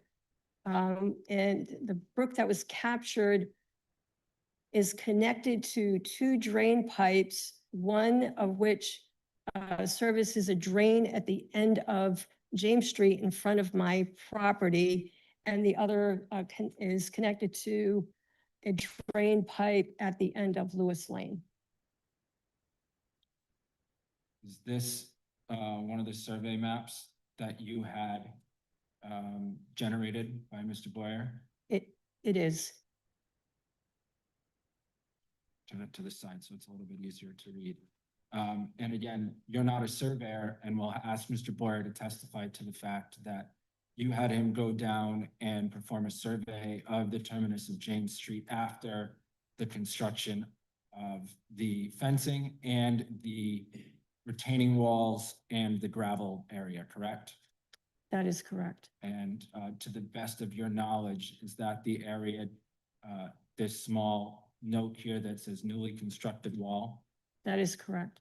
And from your layperson reading of this survey, is that constructed in the terminus of James Street? Yes, it is. And that would be where the area that you attempted to adversely possess? That is correct. And where a town solicitor came to a court hearing in Wakefield in the Washington County Superior Court and asserted that the town owned and controlled this area? That is correct. And this is another survey map prepared for your benefit, correct? That is correct. And this shows the area that you would like to deem to be abandoned, correct? Yes. Okay. And do you believe that this area, that if this were to be abandoned, that it would impact the ability of the owners of Assessors Plat 37 Lot 47B, specifically Megan Nelson, from accessing her property from James Street? No, we specifically carved out an area that would allow her to access her property. So you believe that based upon the documents that I've submitted before the board today, that you would like to, this area that's depicted here, that will have Mr. Boyer, should the board, the council allow us to describe in detail, correct? Yes, that's correct. And you believe currently, are you able to access this area at the terminus of James Street? I am not. My husband, Is that? my husband and I have been told by the Westerly Police Department that we were not allowed on that property. And to the best of your knowledge and your survey, is it public access? Is it a public area? According to my survey, it's public area. I would open up, Ms. Castro, to any questions the board may have, or the council may have at this time. I apologize. Yes, Council Healy? Thank you. To your knowledge, was there permission given for any of this work or any permits or anything like that? Not to my knowledge. Okay, thank you.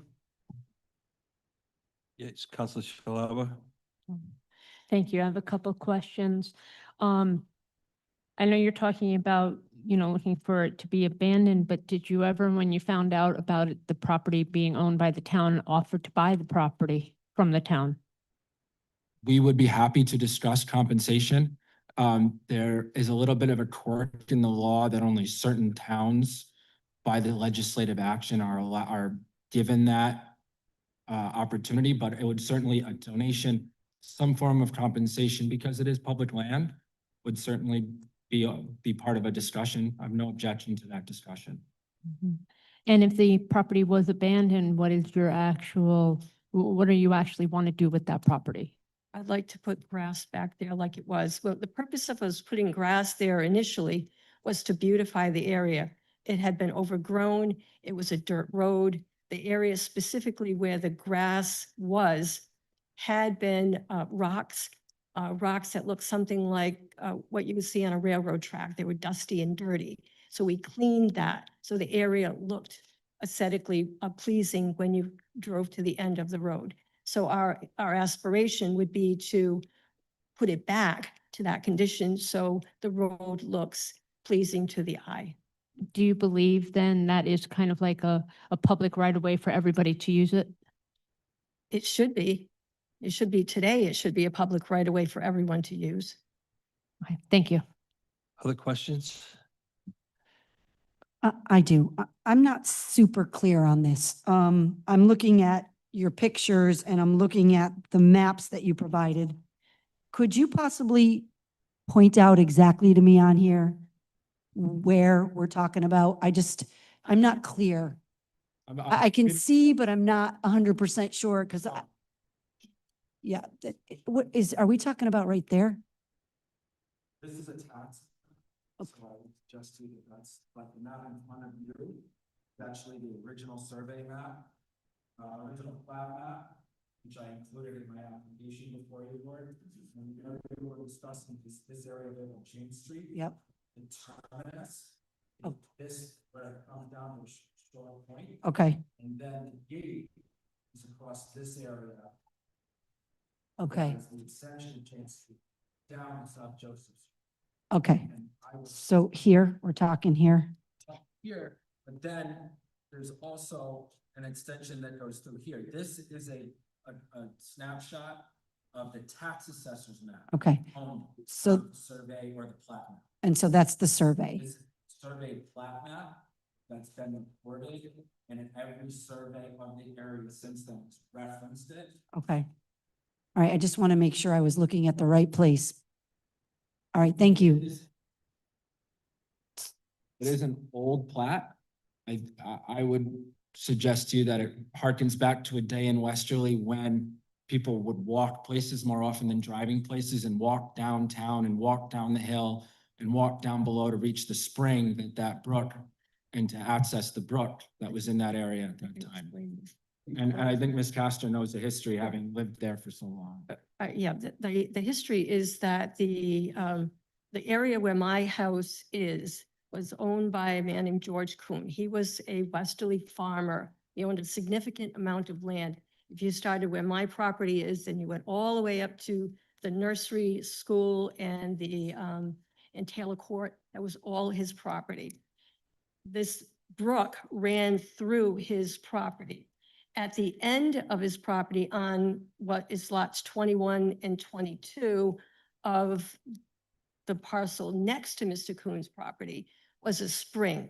When the developers came from Canada, I believe the names are Elijah Woodward and Joseph Cloran. They came from Canada to start developing, there were squatters, they were all squatters, to develop that area. They started to put a road in, and Mr. Kuhn realized that they were putting it through his property.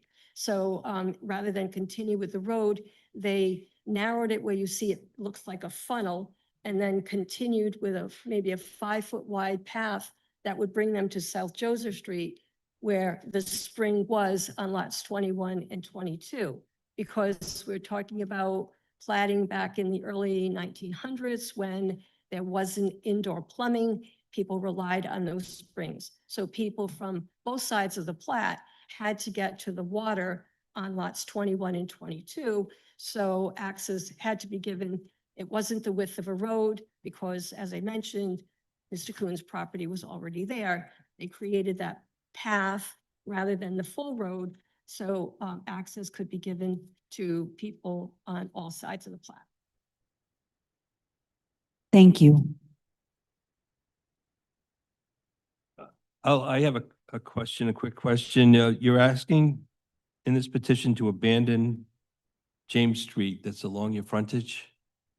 We're asking for the terminus, the triangle at the end, to be abandoned. If you notice on the maps from Mr. Boyer, our goal is to preserve the access of all of the different individuals in the area, most notably Miss Nelson.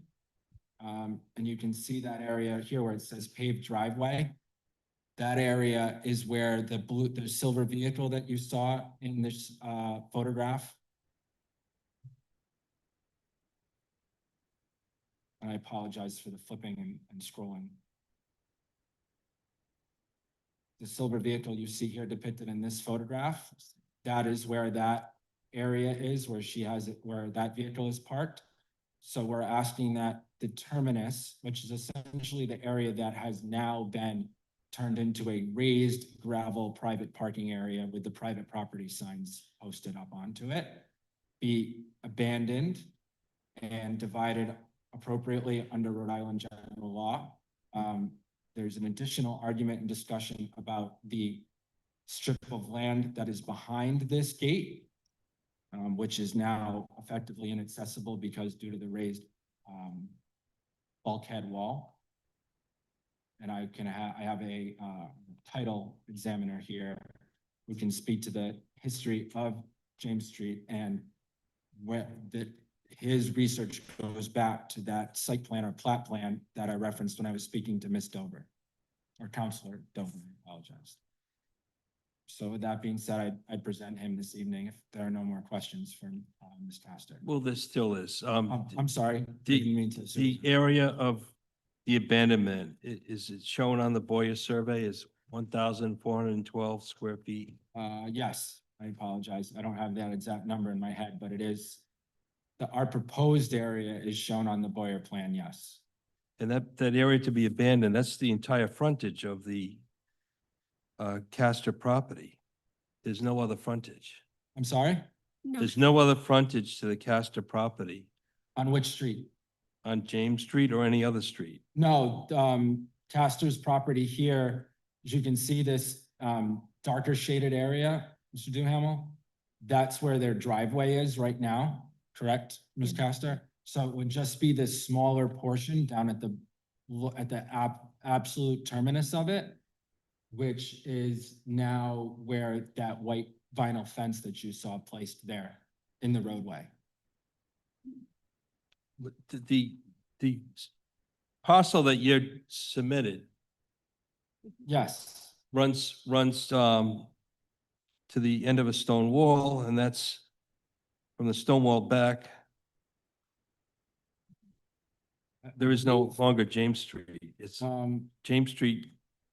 I would defer, and I'll ask, and Mr. Boyer can speak to it in greater detail than me, but I would suggest that this language right here is what's relevant. This Right, note, as you can where see. it says parcel of land to be abandoned to Castor, and then there's an inset here for those of us like me old enough to remember paper maps and insets that shows that it is actually this area of approximately 228.41 square feet at the absolute terminus of James Street, not the entirety of James Street, and certainly not the entirety of the frontage of 10 James Street. In fact, you can see up here at this higher area, at the higher portion, where it shows the existing driveway. And in fact, would continue to be frontage on James Street on what I guess would be east of the driveway. 10 James Street does not have a lot of frontage No. and in the first place. The driveway is depicted at the essentially the connection point of where the abandonment area would begin. And is it also fair to say, Ms. Castro, that we've made diligent efforts to attempt to address the gate and the fence along your property and your portion of your frontage with James Street. But we're here today because this is the only place where we've gotten the ability to speak to the council. Correct. And where we've gotten traction. And unfortunately, we're here tonight essentially out of a last resort. That's correct. May I? Do you have a plan that depicts that area that you're proposing to abandon? I would suggest to you, this one does, Mr. Duhamel. I'm not the surveyor who created it, so I can't speak to it in great detail. But if you follow my cursor up on the screen, it's this small area right down here. Bring it up to the other one. That is approximately 228.41 square feet as shown on this note right above my cursor. Okay, Just out of curiosity, what happened? Does the fence that was erected block off access to that little walkway going? Yes. Yes. We would suggest. That's town property, I believe, no? It's all town property. If you Okay, look at this map, that was again done by Mr. Boyer and stamped by him and signed by him. This line with the small dots in it shows the fence. And then the gate. And then the gravel area and the cinder block retaining wall that you saw in our photographs. Sure. with all due respect, how did this get this far? I don't understand how, if these things were happening and this fence went up and, why a lawsuit wasn't brought It way back then, or? was brought, Mr. Over. It's Vandover, thank you. I no Fine. disrespect meant, please. Fine. It was, my client brought an adverse possession claim to the Superior Court. But while there and making those arguments, after having served all the potentially interested parties, one of which is the town, to adversely possess this subject area, the town stood up in court and said, no, we own it, we control it, we assert dominion over it. So the adverse possession claim could not go forward under Rhode Island general laws. You effectively cannot adversely possess town land from a public body of different kinds. It's She's asking a different question. I think your question is, how did the fences go up without being? Well, stopped? how did the fences go up to block what's supposed to be town property? That's what I Well- don't understand, how that wasn't stopped. Well, that was a good question because that was a question we asked. And we asked, my question went right to the town manager, who was Mark Rooney at the time. And my question was not answered. I asked it multiple times. I was not provided a response. We've been unable to find any permits for those fences. We've been unable to obtain any documentation as to how those fences went up and were allowed to remain up.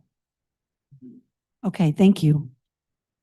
I would say they're two different items. I mean, maintenance of a town right away is one item, Well, but abandonment of the roadway is certainly another. maintenance of a town right of way should be done by the town, correct? Yeah. Counselor Duhamel? I agree with that. Not private citizens.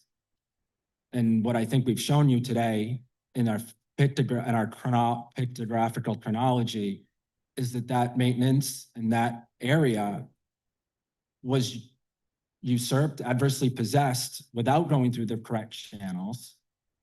And now there's signage preventing the public from going there. And we're here saying, if we're gonna not have it be public, it should be done in through the proper channels. Yeah, I think they're two different things, and I don't disagree with what you summarized. So I guess what I would, when the board has no further questions, and I don't mean to rush it, certainly, I'll call my title examiner and then make my request regarding my surveyor. Do you have another copy of that plan? I do. I have hard copies of it. I can. I'll take a hard copy. Oh, it's dropped off today?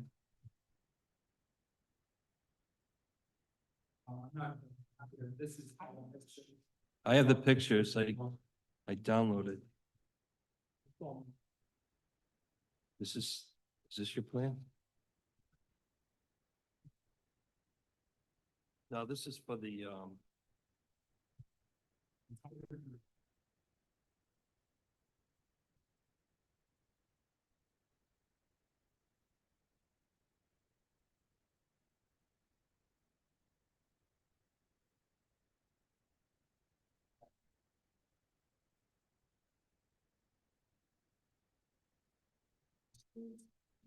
okay.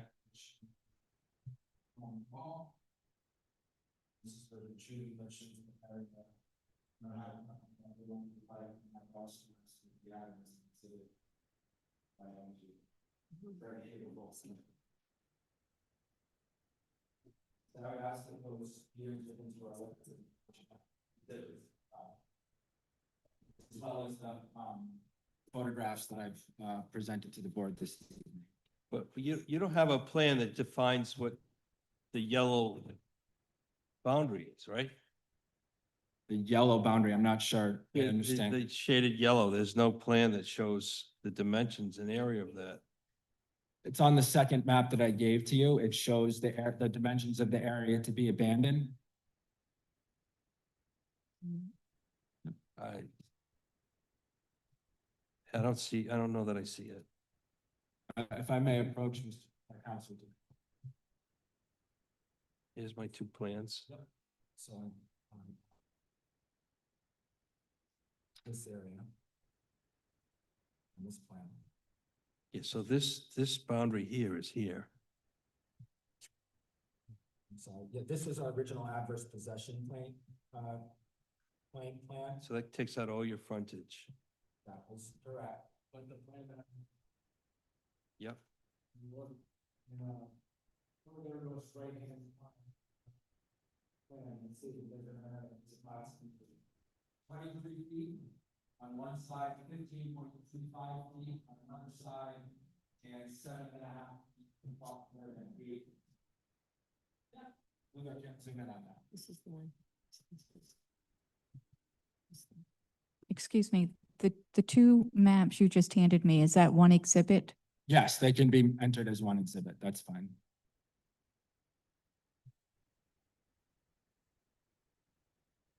It's this right here in the center of your screen. You can see the area, parcel of land to be abandoned to Castor. And what we did in doing this and making this request for abandonment was scaled back from the original adverse possession claim to make sure to preserve the rights of the neighbor to access her property from James Street despite her frontage being on South Joseph Street.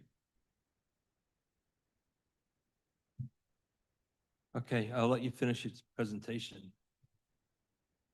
So with that being said, I would call my title expert at this time.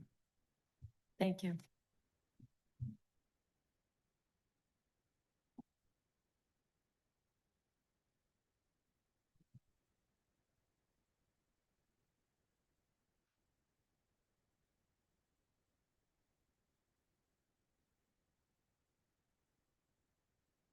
Could you raise your right hand? Sir. Do you solemnly swear that the testimony you give before this hearing is the truth, the whole truth, and nothing but the truth, so help you God? So help me everyone, sure. Yeah, absolutely.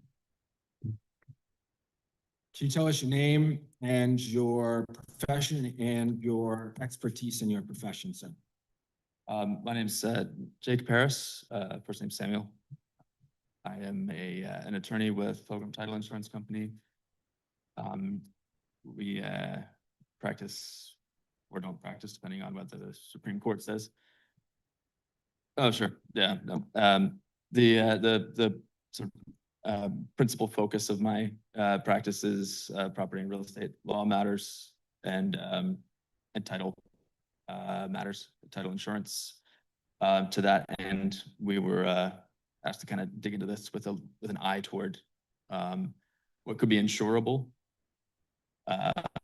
assured as being vested in the casters in this particular case. What might be necessary in order for that to be an insurable interest. Hence I believe the sort of bifurcated approach here. But we can get into that. And title insurance, briefly, for those of us that aren't as well educated in the area as you are, is a way to ensure that someone owns the piece of parcel that they say they own.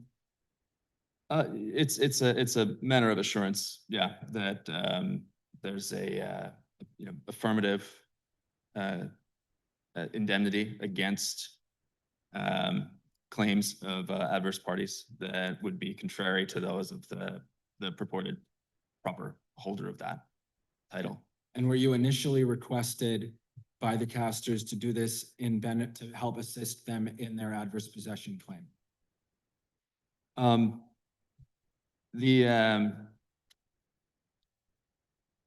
The particular end result, it sounds familiar, but that's not necessarily a material component of how we would approach the search. We look at the record, and I believe it did lend. It was sort of aimed at identifying the parties that might potentially need to be noticed in the context of their adverse possession claim, but it arose out of the our examination of the record. And And when their we concerns. go to law school, they tell us owning a piece of property is like owning a pile of sticks. You can own all the sticks or you can own one of the sticks. So from your search and your expertise, who owns what in this area? And what rights do each entity have or may or may not have? Sure. Well, we try to avoid absolute conclusions that may be interpreted as law, but what we do, particularly with the idea of what may be insurable, what may be what may constitute marketable record title. Our first line of inquiry was to examine the original plat, I believe from 1911. It was where the streets and ways were laid out. The general doctrine is that every party that owns a lot on a recorded plan has a right to use the streets and ways that are shown on it, and for that purpose. And in this case, the plan, I believe, that attorney showed you is quite old. Not judging, but it is not immediately clear from an examination of the physical plan whether there's actually a line across the end of James Street at its terminus, and we didn't see that it actually did, that there was a line across it. So the extension of James Street appeared to go all the way on that markedly smaller strip all the way to Joseph Street. And so then we looked to see if there was any explicit dedication of the streets and ways, including that area. We didn't really find that, but that's not where the analysis ends. We also looked to see if there was any other disposition of that particular piece of property in the land evidence records. So we didn't find that either. So the most sort of notable part there being the proof by the negative, but that there had not been an alternative disposition that we found of record. So our conclusion was that the title either vests or vested in fee, the sort of all of the bundles of sticks in the either the town as a part of the streets and roads that were depicted on the plan and maintained otherwise by the town, or it remains vested in the original parties that platted that area, and never, it was just sort of surplus land, but one of the basic constructs of property and title is that it never lapses. Someone always holds title to a piece of real property, and our job is to figure out who that might be, and then Attorney Surratt's job is to make sure that everybody who might have it agrees that one person does. So just to recap, your belief is that there are two possible owners or two principal entities that have the best claim to the terminus of James Street, were it not to, well, under two different theories, correct? There's one where the town owns it, correct? What is there a term of art to describe that? Well, it would be some mechanism, some manner of dedication, whether that's incipient dedication, or just that it sort of carries along with the, with title to the other components, the other aspects of the streets and ways that have been specifically improved as that, more fully, more clearly improved, for use as a street or a way. You know, or then you're left with the idea that perhaps if it wasn't specifically dedicated, it was intended to have been, and by some oversight was not. And then the second part of that analysis is whether it was actually improved or actually used in a manner that would be consistent with you know, what's impassable, I believe, for vehicles, but perhaps still used and apparently had been used as a pedestrian pathway. And you did this work, you made your initial conclusions that you're speaking to about now in 2023, 2024. I believe the initial conclusions were a little earlier than that, but we'd updated it and didn't find any evidence to contradict those original conclusions.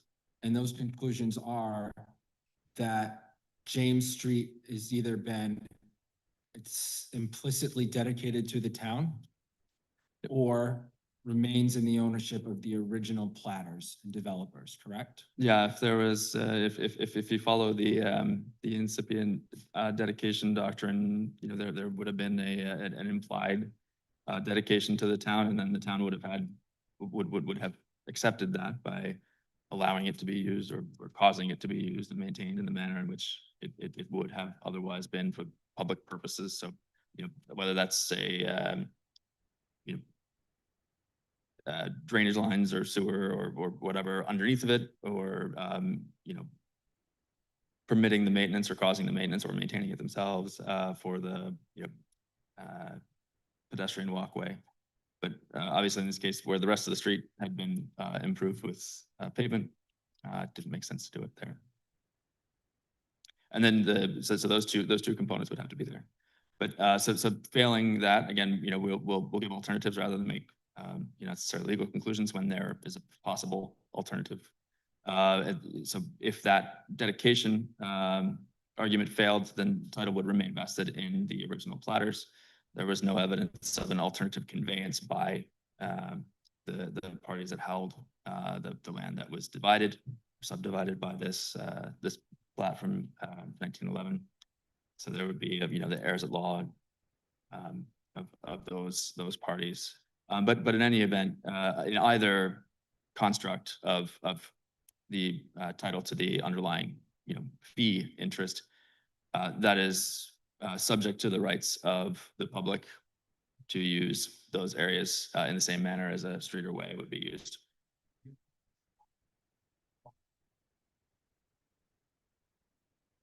That'd be the initial conclusion, was that it's part of the, you know, it's platted as part of James Street and would continue as such. If there was evidence or you know, an assertion to the contrary, if the town, you know, took a position that they, you know, did not have an interest in it, the alternative conclusion would be that it remains vested in the original platters.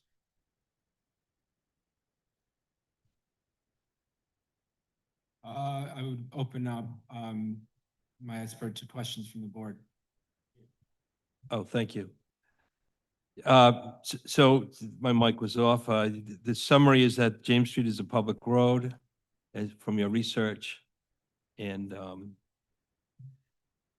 we now have questions to the council, and Council Shalaba. Thank you. When you were doing your title search, do you actually also go to the property, or do you just use the books and the information that you find in town hall? No, there's a reason I'm asking the question. That's a great question. Actually, I was reacting because it's an uncommon one, but it absolutely gets to the root of it. The work that I do does not involve site visits, almost by design. Our examination of the title rests on the documentation that's available to the general public. That's subject to interpretation by the members of the bar and the title examiners who focus on that area of the law. And so our conclusions are based on what documentary evidence is present in the land evidence records. Okay. And not from having walked the property or done any sort of physical survey. Okay, because I guess that would be my next question, but we don't have the surveyor here. Correct. Because what I'm curious of is, did anybody ever go and check the actual physical meets and bounds? Did they actually go see if there's stakes on that property? That's, the meat of it besides the paper. That is certainly the second half of it, Counselor, and that's why I intended to have my surveyor here, why I have surveyor documents, and why I'm going to ask the board for the opportunity to present my surveyor. Thank you for the clarification. May I offer one thought on that? Absolutely, absolutely. Before you dismiss the survey, we have a class 1 survey, boundary survey. Yes. He's just not here to represent it, but you do have evidence of a class 1 survey. Most certainly we do. I think it's relevant to have some discussion about his physical travels on the site and the changes in the site over his time since he's been going down there. And I'd like an opportunity to address that to the board. Understood. If you want to continue this, maybe that's in order, but we have the result of his work. Yes. And actually, if I could just a little bit more on the paperwork of what you found. Have you found that anything has changed over the course of 30 years or anything in the paperwork for what you've come up with?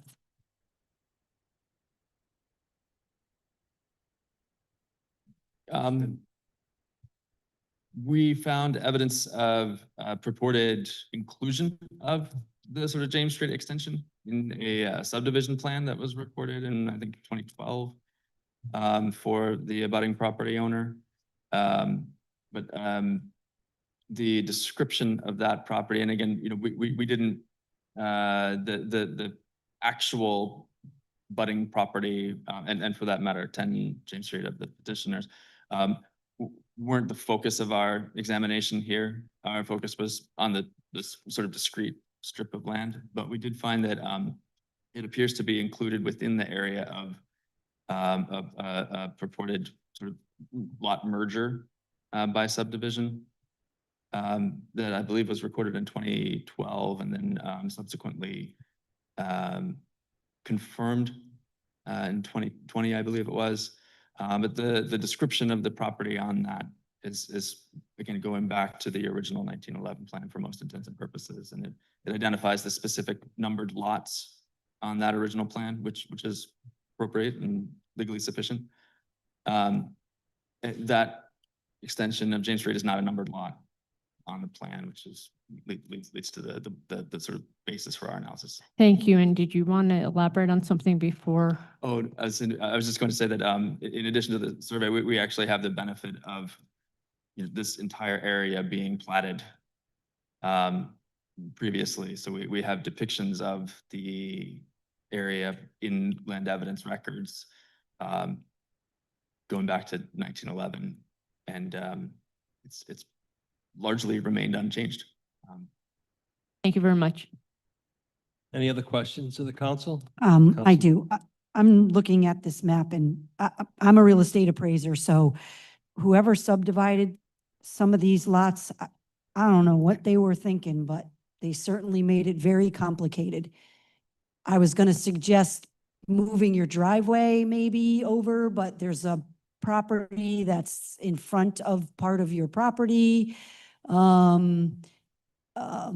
Yeah, so basically the bottom line is you want to take this piece of property so that you'll be able to maneuver your vehicles around. I mean, is that it in a nutshell, pretty much? That is, I don't think that's a fair interpretation of the totality of the situation. It is, if it is owned by someone else in this case, or if fences have been, what I would suggest to you, improperly erected or erected without permits along the boundary line of my client and James Street, that's affected their ability to see and to back in and out of their driveway.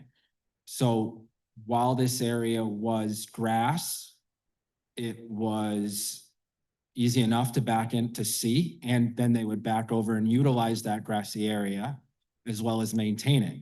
Now, they have been overtly excluded from that grassy area, from the terminus of James Street, both by the construction of a fence, the erection of a private property sign, the paving of an area of the roadway by a private individual, Okay. and the construction of a retaining wall in the roadway. Okay, so this is way more than just about taking this little piece, this grass piece of property that it has everything to do with what someone else did. It has to do with either it's the towns and no one else has the right to act as if it's theirs, and thus the town should maintain it. It should be used for the general public. Or, in my mind, my clients have if it's not, if the town's saying, putting up its hands and saying, this isn't ours, we've never accepted it, which the town did not do. The town showed up in Superior Court and said, this is ours. We've owned it. We've always owned it. We've maintained dominion and control over it. And then subsequent to that, all these private objects, private construction has gone on in the town roadway. So we're now here saying, if the town doesn't want it anymore, and the town's allowed private construction to go on, then let's do it the right way. Under Rhode Island general laws, let's make a determination that there's no beneficial public purpose to this area under the Rhode Island general law, which is the finding that's required. And follow the law and split up this area, the lower portion going to Nelson, the upper portion going to the other abutter, the other two abutters to the area, which is what should be done under Rhode Island general law if the town is waiving its claim in the area.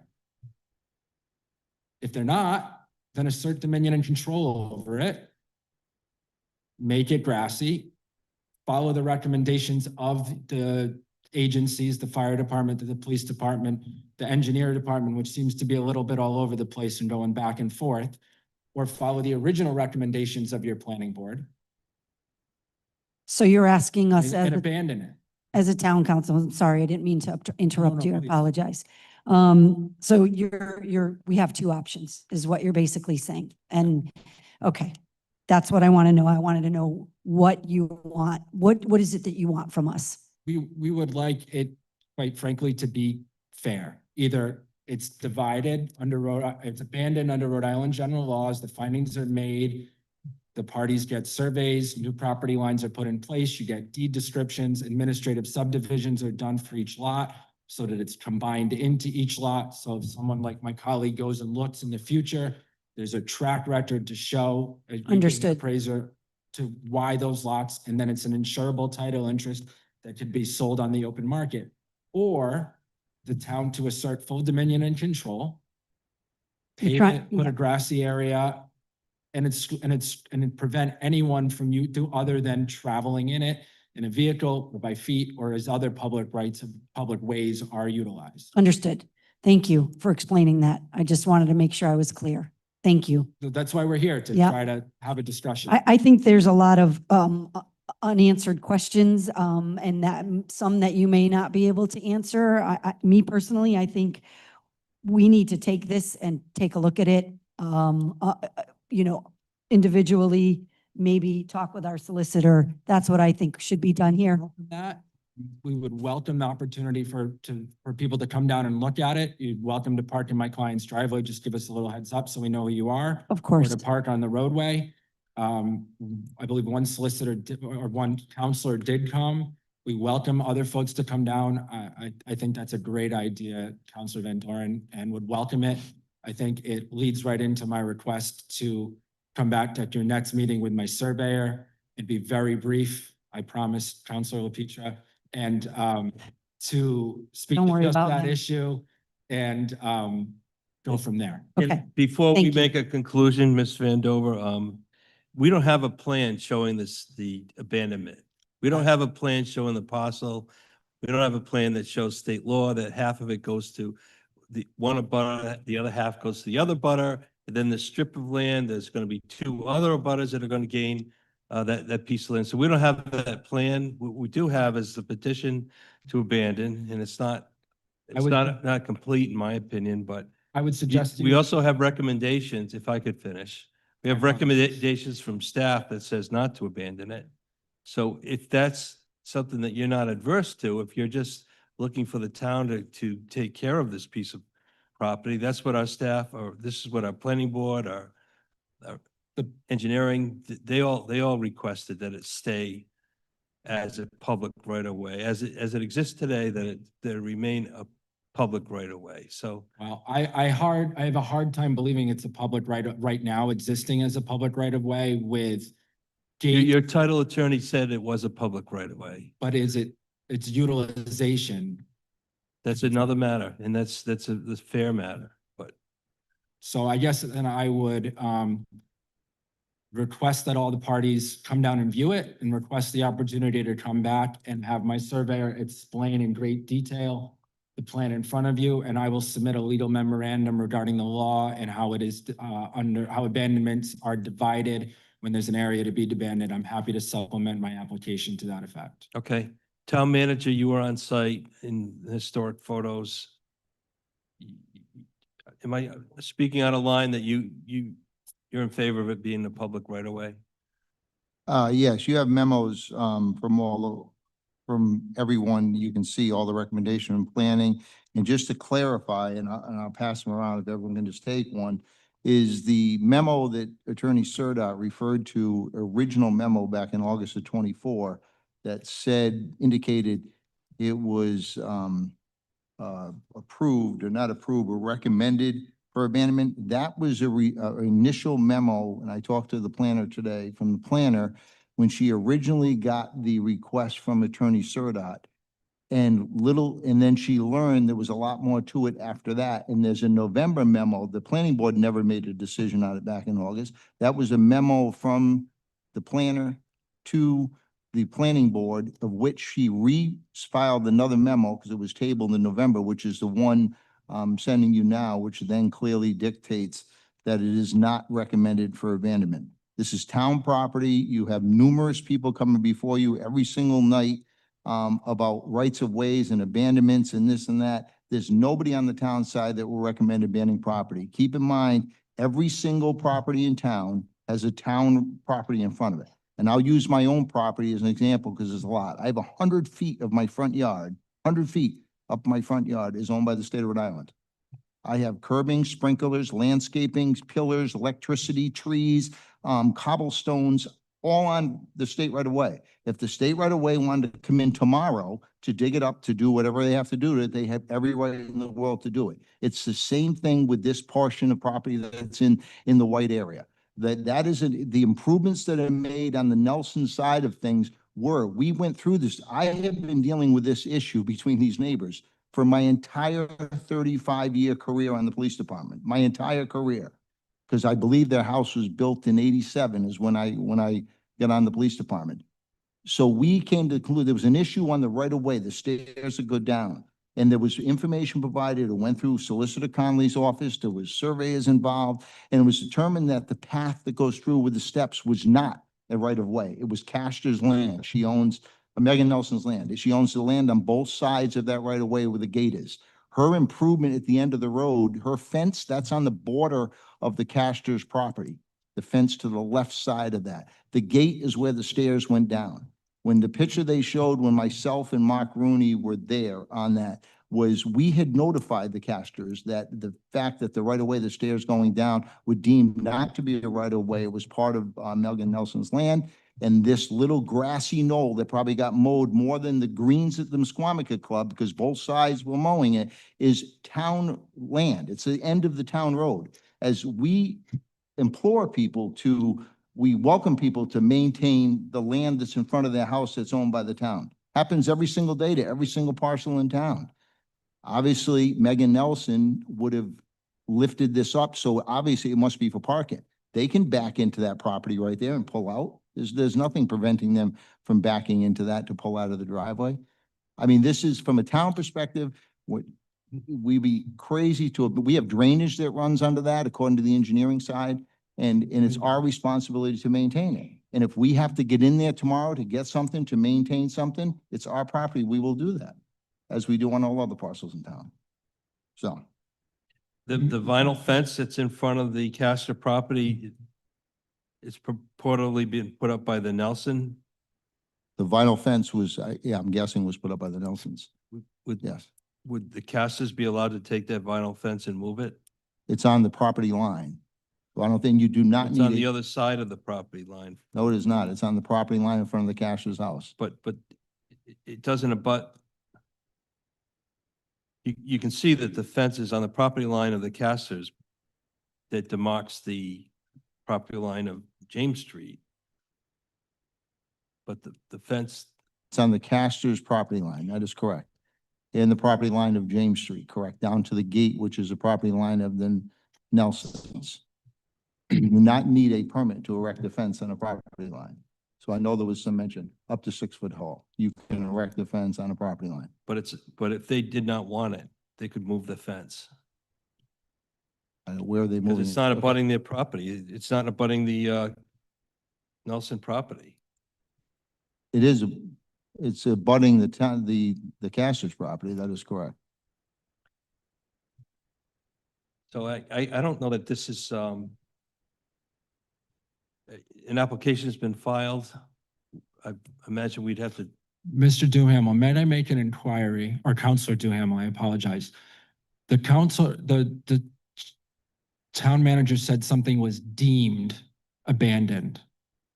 I don't know, and I would ask the solicitor, how, outside of, and I apologize, I don't. have Did not the- refer to anything being deemed abandoned. How something can be Nothing. deemed abandoned without. It was coming deemed it before was this not a council. right of way. It was not deemed abandoned. It was deemed it was not a right of way. I would ask for some clarification from legal counsel on what that subtlety is. Because the only way that a municipality can abandon, can get rid of its rights is to go through this process. And at the same time, the town solicitor showed up in Superior Court, stood in front of Judge Sarah Taft Carter and stated, this is town property. well, Correct, your that's the witness has parcel at the stated end it of the as road. well, that it's a town right of way, James Street, But yeah, town right of way. we're standing here, I'm trying to find a way to mesh We can that. pass the words, but it's on your record. It's a town property. It's the town staff that says it's town property. So we're not We're- debating whether it's Oh, town property. We are, because if it's town property, how can a private citizen put up fencing on another private citizen's boundary line? It'd be like me walking across the street from my house and putting a fence on my neighbor's side of the road. There's just no documentation to back up the idea that anyone owns that parcel. And if the town is going to deem that that it's not a public right of way, I just don't know how that meshes with the town planning solicitor showing up in Superior Court and saying that it is a town right of way and that the town asserts dominion and control over that. And I will bring, to the best of my ability, a record of that and what was said in Superior Court, because it is very difficult. And I've made this request to determine how to know how the town made that determination. I've filed FOIA requests to make for that information and I've received nothing. So if the town has additional information to back that up, I would request that they provide it to me. I would say you should complete your testimony, your presentation tonight, and then the council can deliberate. But Well- right now, I'm hearing that there's no just difference between James Street being a public right of way or not. I would request the opportunity to come back with my surveyor who can speak to the history of this area, who can speak to the property lines, who can speak to the details of where these fences are and what property lines they abut. Before we discuss that request, is your surveyor gonna say that James Street is a public right of way? Is he gonna support the title attorney? Yes, I would make that, I would suggest in my conversation with him that that is going to be a part of his testimony, yes. So that's not in dispute. James Street is a public right of way. So then well, it is, if it's not in dispute, then I struggle because your town solicitor just said, or your town manager just said, the town's taking a position and deeming that it's not a public right of way. No, That is not that's true, what he Mr. said. Surdot. And I'm going to Okay. clarify this quickly. We have had numerous conversations with Mr. Surdot, myself and Bill Conley meetings. He knows exactly what I'm referring to. I'm referring to the little triangle section at the end that's in question. He's referring to the walkway beyond that gate that goes down. That was determined not to be a right of way, and it was part of the Nelson land. How was This is that going back to 22 or whatever year it was. Your petition is indicating the parcel at the end of the street. I have not determined to mention anything about that not being town property. So Most certainly. how was it determined that the extension was a title examination done? Your surveyor has said that there is an extension to Joseph Street. So I'm asking how the town made that determination, and I'm asking for documentation to back up the assertion that's been put forth that the town waived any claim it has, and exactly where what portion of the terminus that waiver applies to. Okay, let's leave it there for a minute. Our solicitor, you have I'm sorry, I something to didn't see input? her. It's my understanding from looking at the documents that the petition before us only involves this triangular area, not the area that has been referred to as the footpath. I don't have any information in front of me about the footpath, so I can't give an opinion as to the footpath. We're only looking at, it's my understanding, this triangular area. And if Mr. Surdot has any arguments about the footpath, that is best put forth in his appeal. Yeah, we don't even have a survey of the footpath. It's not dimensioned. I would disagree with you, and I'll have the surveyor come and speak to that. It's Okay. depicted on the plan right here, sheet 1 of 1 that I'm presenting now, and would ask to be, if I haven't already, to be part of the record. Would the council like to continue this for the surveyor to, No, we would not. okay? Council Healy? Thank you, guys. Obviously, a very long history here, so I can't speak on anything that happened in the past, but it sounds like there's been a lot of balls dropped.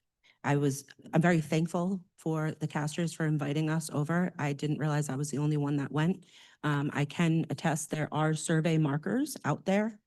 And when if you could, I really do agree with the petitioner. People should have gone and looked at it because it does not show properly when we're just looking at a plan. It was mentioned how small frontage that this property on James Street already has. The majority of it is their driveway. And everybody knows how small my car is. I know that this is nothing to do about cars, but I literally drive the smallest car out of everybody sitting up here. And I was like, oh, am I gonna be able to do this? It was mentioned a little bit ago about that somebody could back up into that gravel driveway. But if my memory serves me correctly, when that happened, the police were called and there was a no trespassing file or complaint filed against Mrs. Castor. So there's a lot of layers here, and I did my homework. I read all of this stuff. I sat with the owner. It's mind-blowing that this ever happened to begin with. In my mind, the one thing that I have learned on this council, true and through, is right-of-ways. The amount of documentations I have read about right-of-ways is crazy, and I fully respect you, Mrs. O'Toole, about that not being on here tonight. But I will say, I will never, ever break charter and give away a right-of-way. That will never happen for me. The only solution I see moving forward is for the town to take care of the property. And in order to do that, the property would need to be cleared by the person that erected everything and put everything, the stones, everything needs to be completely cleared. It needs to be completely grassed, and the soil needs to make sure that it's not contaminated with Japanese knotweed. There's already an issue. There's a lot of layers of an issue, but it's town property. And I respect both of our neighbors and residents for their, if anything, there has been many attempts at trying to figure this out over decades. It hasn't happened. Luckily for me, it's on my desk now. That's how I feel about it. I do not think that the issues will be solved if we divvy it up between the two, because it hasn't thus far. And so I respect the amount of data that we were provided with. Thank you, because it helped me be able to come here today and have this conversation. Being able to meet with Mr. and Mrs. Castor helped me be able to make this decision. Drive down there, go slow, because all of a sudden the road just ends, and look at it. There's no reason for that fence to be there. There's a private property sign there. There's no reason for that. We are fighting this in court on a different location. No, everything needs to be cleared, get it back to its original state. If we could have taken decommissioning money off of this and had it all paid for. We don't. So that is my suggestion. Okay, Council, Yes. Solicitor, We'd just like to make an observation and a suggestion for the council. So Mr. Surdat has informed us that he did have another witness lined up for today, the surveyor, who unfortunately is ill and can't make it. He does, the matter, you know, if his petition is denied, he does have a right to appeal. And he would have a basis for appeal if the Superior Court found that any decision was arbitrary or capricious. I would suggest that we do continue the hearing. That way he can present his other witness, his surveyor. There has been a lot of questions tonight about the survey. And if we have just one more hearing that's limited to the last witness, I'm sure that will satisfy everybody. I'm not against that, but I'll just state one thing, that he's not going to dispute that it's a public right of way. And they want it to be a public right of way. The council, well, the staff wants it to be a public right of way. I'm hearing the council wants to leave it a public right of way. So another hearing to hear that it's a public right of way. I don't know that moves the ball forward, but Councilor Healy has other corrections that are being looked at, or considered rather, that none of it is to abandon the public right of way. I have a question, if I may. I haven't Quickly. spoken Oh, yet. I'm sorry, go ahead. Please. That's Mr. a yellow. President, thank you. Just quickly, two comments. One is, if a private citizen builds a fence or a wall or improves some public property that's next to theirs, normally it's abutting theirs. You know, that's on the private property owner. If the town needs to come in, it's like if that fence needs to be taken out, if the town needs to get in there, town takes it out and they don't have to reimburse the private property owner. There's another one, I know there's one in Watch Hill, there's Misquamicut, there's places all around town that have private property owners have constructed things on public property. Maybe they think they're gonna be able to just take the land, but as you know, you can't just take public property, not in Rhode Island anyway. And then the other question is, I'm not looking for anybody to answer it tonight, but maybe something for the solicitor to get back with us on regarding the public right of way. If this little triangular piece, it's town property, but now previous terms on the council, I don't remember seeing documents saying the footpath wasn't a right of way or a public or an easement of some sort. I don't remember seeing anything. So if there is something, I would like to see that. And if it's determined that, say, from where that gate is now, the footpath isn't a part of the James Street right-of-way, does it have any impact on this triangular piece? Because that's not an active part of James Street that's being used consistently for vehicles. So is there any impact on that? All right, thank you, Mr. President. Thank you. Council Van Dover? Just one more thing. My question is, was this fence, is it on the town's property? Can anybody answer that? It's shown to be on the property boundary with the. On the town, yeah, I agree. It shouldn't be there. If it's on town property, it shouldn't be there. Just like any other fence that goes up on the beach that's trying to block people's access to their right of way to get to the shore or what have you. If that fence, it appears that the fence is truly the problem. Somebody put up a fence, somebody else didn't like it. I get that. I don't think I'd like it either. However, if it's on public property, it should be removed. That's my opinion on that. Thank you. Councilor LaPetra? I don't care which way you want to go at this point. All I ask is you do not continue this. It's a 35-year-old case. We've heard it for 35 years. It's a petition to abandon the road. We know the surveyor is going to come in and say it's right away. Whatever you do, let's do it tonight. So the council has heard testimony from the applicant to abandon the road. Testimony is indisputed that it's a public road. Mr. President, are you going to give the public an opportunity to speak?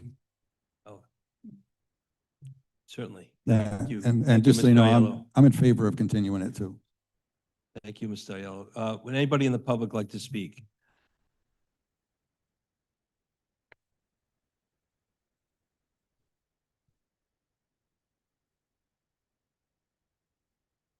Hi. 5 minutes or unlimited? It's fine. That's all I need. I just need a few minutes. Hi, my name is Megan Nelson. I am the owner of 21 South Joseph Street. I just wanted to give you a little history. My great-grandfather built the house in 1917 when he moved here from Italy. And then my grandparents took ownership in the 1950s in his passing. And then I took the house over about 12, 13 years ago from my grandparents. So I lived in the house in the 80s. I remember when the Castor's house was built in the 1987. I know there's a lot of questions. They have no frontage. The reason why they have no frontage is because when they built their home, they were landlocked. There's no building permits or zoning permits when this house was put in. So there were no, now we're left to deal with this 40 years later. They have been very difficult to deal with over the past few years. We've been going through this for a long time. Back in 2020, when we had that meeting, Rooney, the town, the solicitor, everybody had agreed that it was actually my property. It was not a public right-of-way. There was documentation from when my grandfather had a tenant fall that his insurance paid out. We had documentation from Charlie Vaca that this is not a public right-of-way. It was a private right-of-way. My great-grandfather built it with his bare hands. So the reason why I put the fence up was for safety, because they're very intrusive and this has been going on my whole life. I just want break. I just wanted peace. So we put the fence up. And while I put the fence up, I also put the gate up and it ran along the back line of the house. The reason why I put the gate up is that when vehicles come down James Street, my parents' house is directly across the street on South Joseph Street. So the beams from the vehicles go into my parents' house. So the only reason why I put the gate up was to give them peace while I was putting up the fence to try to give myself peace. This is all just a big tactic to try to prevent me to get to my own property. Where you could see where I was parked, that was actually the original off-street parking spot of my house before I took over and then made a driveway for my tenant and my son's vehicle to be. I'm very heavily surveilled, 24/7, 365. You'd think I was Taylor Swift. I'm really not that interesting. I just want to be left alone. You know, and again, these documents that they're providing, it looks like they're trying to take a portion of my property, and the town has already decided that this was already settled. So again, that's why I put the fence up, and that's why the gate is up. And I know that their Boyer was already seen. This was already thrown out by planning and zoning back in April. So I just hope that you guys all agree to deny this petition as well. Thank you. Thank you. Is there anyone else that would like to speak from the public? Yes, hi, my name's Caitlin Tuck. I'm Megan's sister. I also, when I was born, I lived at 21 South Joseph Street. Tuck. And I live next door at 23. I just made some notes while we were going, while their attorney was making those points. James Street was never a dirt road as far as I've ever seen. And I was born before the Castors built their house. We have photos of us as babies, and you can see James Street is paved. The walkway was never really used by a lot of people in the area, because at the other end of the South Joseph Street side of the walkway is a parking lot. So my grandparents, that was their rental house. That's where the tenants parked, and they walked up the walkway to come to the side door of the house. So it was never like a footpath. It was a walkway to a point of egress. Megan never hired a private contractor to build a berm, never happened. And it wasn't in the roadway. It was alongside her parking space, and it didn't inhibit any driving or pulling out. I mean, I drive a Suburban. I can pull out of their parking space with no problem, as it is and back then. What else? Oh, the title search, I don't know if he looked into my sister's property or not, but her deed specifically states that the plots she owns from this plot to this plot inclusively, and smack dab in the center is this footpath, if you want to call it. I already said that. In the 90s, we have paperwork still when my grandparents owned the house. Their tenant slipped and fell, and their insurance company paid the claim on that footpath. We also still have the letter from the 90s from Charlie Baca stating that that is no throughway, no private walkway. And just the walkway is not a street. It doesn't meet the legal boundaries to become a street. It's just a little walkway for her tenants. That's all I had. Thank you. Quick question. You said Caitlin Tuck? Yes, Are you a local bookkeeper / tax preparer? sure I am. I've seen your name before. Anyone else in the audience that would like to speak on this matter?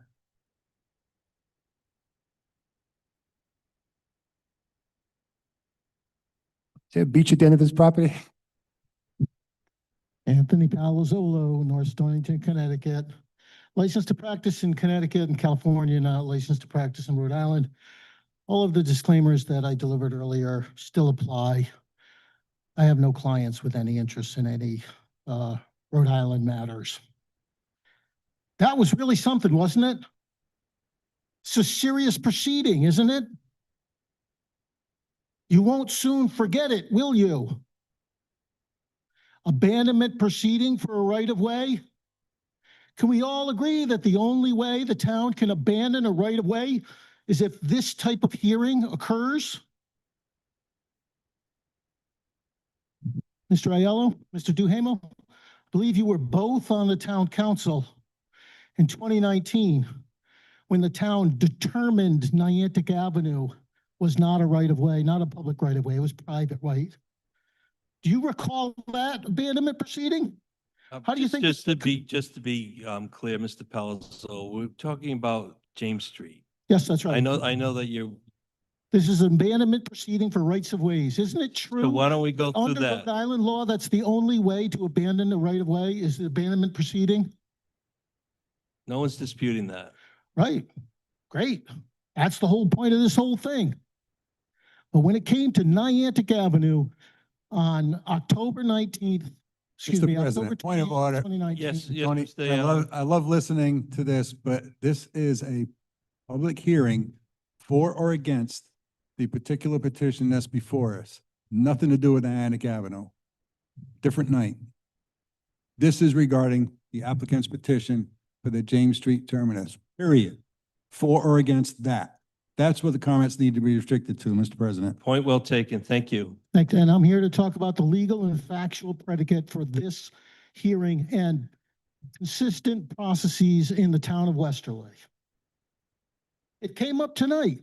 This attorney asked about Sean Lacy's statement that it was determined that some particular piece of land was not public. And he said, I would like clarification on what it means to determine something versus abandon it. That's the critical question here. That's the critical question on the Niantic Avenue right of way. And Bill Connolly said as much on July 7, 2025, when he was through talking about how rights of ways are created. And you, sitting right there, Mr. Duhamel, asked Bill Connolly, what about abandoning rights of ways? You just talked about how they're created. How about abandoning them? And Bill We were Connolly, talking about James Street on that date. Yeah, we're Do you have talking- anything to add about that? he was talking about legal principles of abandoning rights of way, which just came up just now. And what he told you is, it doesn't matter if it's overgrown or blocked. If you can't see it, you don't even recognize it. It doesn't matter. It's still a right of way.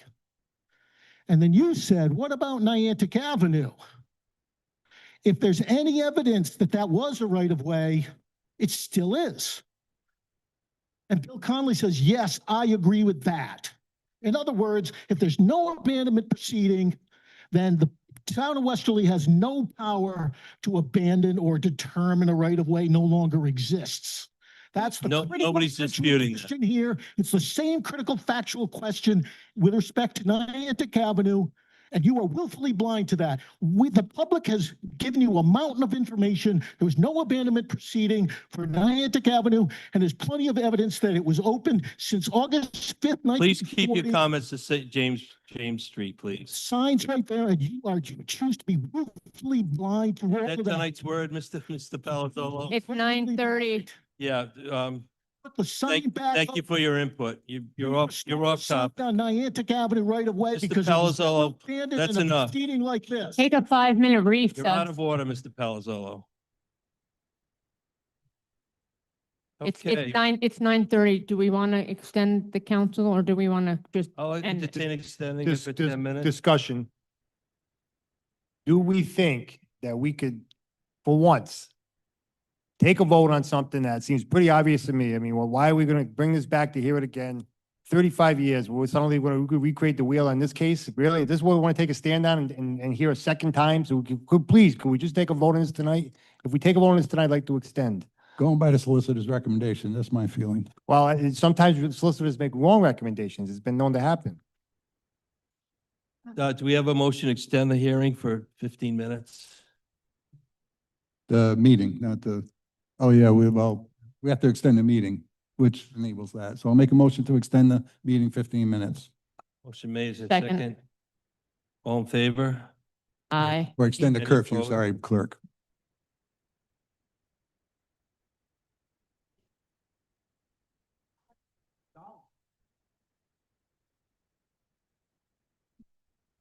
The public session is still open. Yes. Public session is still open. Do I have a motion to continue? Make a motion to continue to October 6th. Do I have a And, second? and we have the word of the attorney that they'll keep it brief. Well, it's only for one witness. His surveyor. It's only for his surveyor to, one witness. Do we have a second? I'll second it. Motion made, second discussion on continuing the It's hearing. pretty, just to make one last point, it's already clear what the surveyor is going to say. So we know what his testimony is going to be. We're only voting on whether we want to give up the rights to this piece of property. So I say we vote on it tonight, only because it's not about the fence. It's about whether or not we are going to give up the rights to this, which we can't do anyway, so. Well, I'm just gonna, Ed, I would, in interest of the discussion, our solicitors advised that we are obligated to hear from one more witness. if we can listen to one more witness and prevent the solicitors from potentially having to go to court over this on an appeal, why not do it? And the manager will have this for another 35 years, so. You know, so it's, that's my thought. I mean, if I misspoke, Madam Solicitor, We'll call for the feel vote. free. Poll vote, Counselor Aiello, Yes, for continue. Counselor Healy, Made a motion to second it, but I'm all in favor of making a vote tonight. is that a no? Yes, sorry. Counselor Shalaba? Mary, can you just clarify what we're voting on again, please? There was a motion by Mr. Aiello, seconded by Ms. Healy, that the public hearing be continued to October 6th.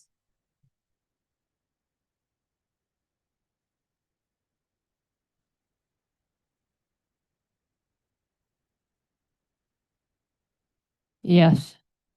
No. No. Chair votes yes, that means it failed. Do we have another motion? We have another motion? Oh, the public hearing's still open. Oh, can I make a motion to close the public hearing? If we've heard all the testimony, I'll make a motion to close the public hearing. Second. Motion made to close the public hearing. All in favor? Aye. Aye. Any opposed? I'm gonna make no.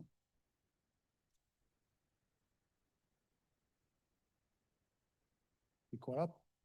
I'll vote to approve. Chair votes to approve closing the public hearing. So I was a no on closing the public hearing. I think Where you going? We're ready to rock and roll here. Where you going? Might need you. Hold on a minute. I'd like to make a motion to what are we at? A motion on the petition for road abandonment to deny the petition. Motion made to deny the petition for road abandonment. Is there a second?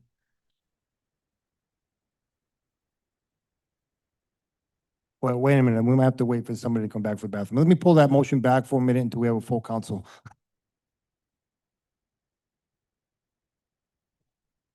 Over 6.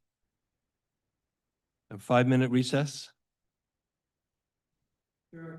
5-minute recess. We are now in recess.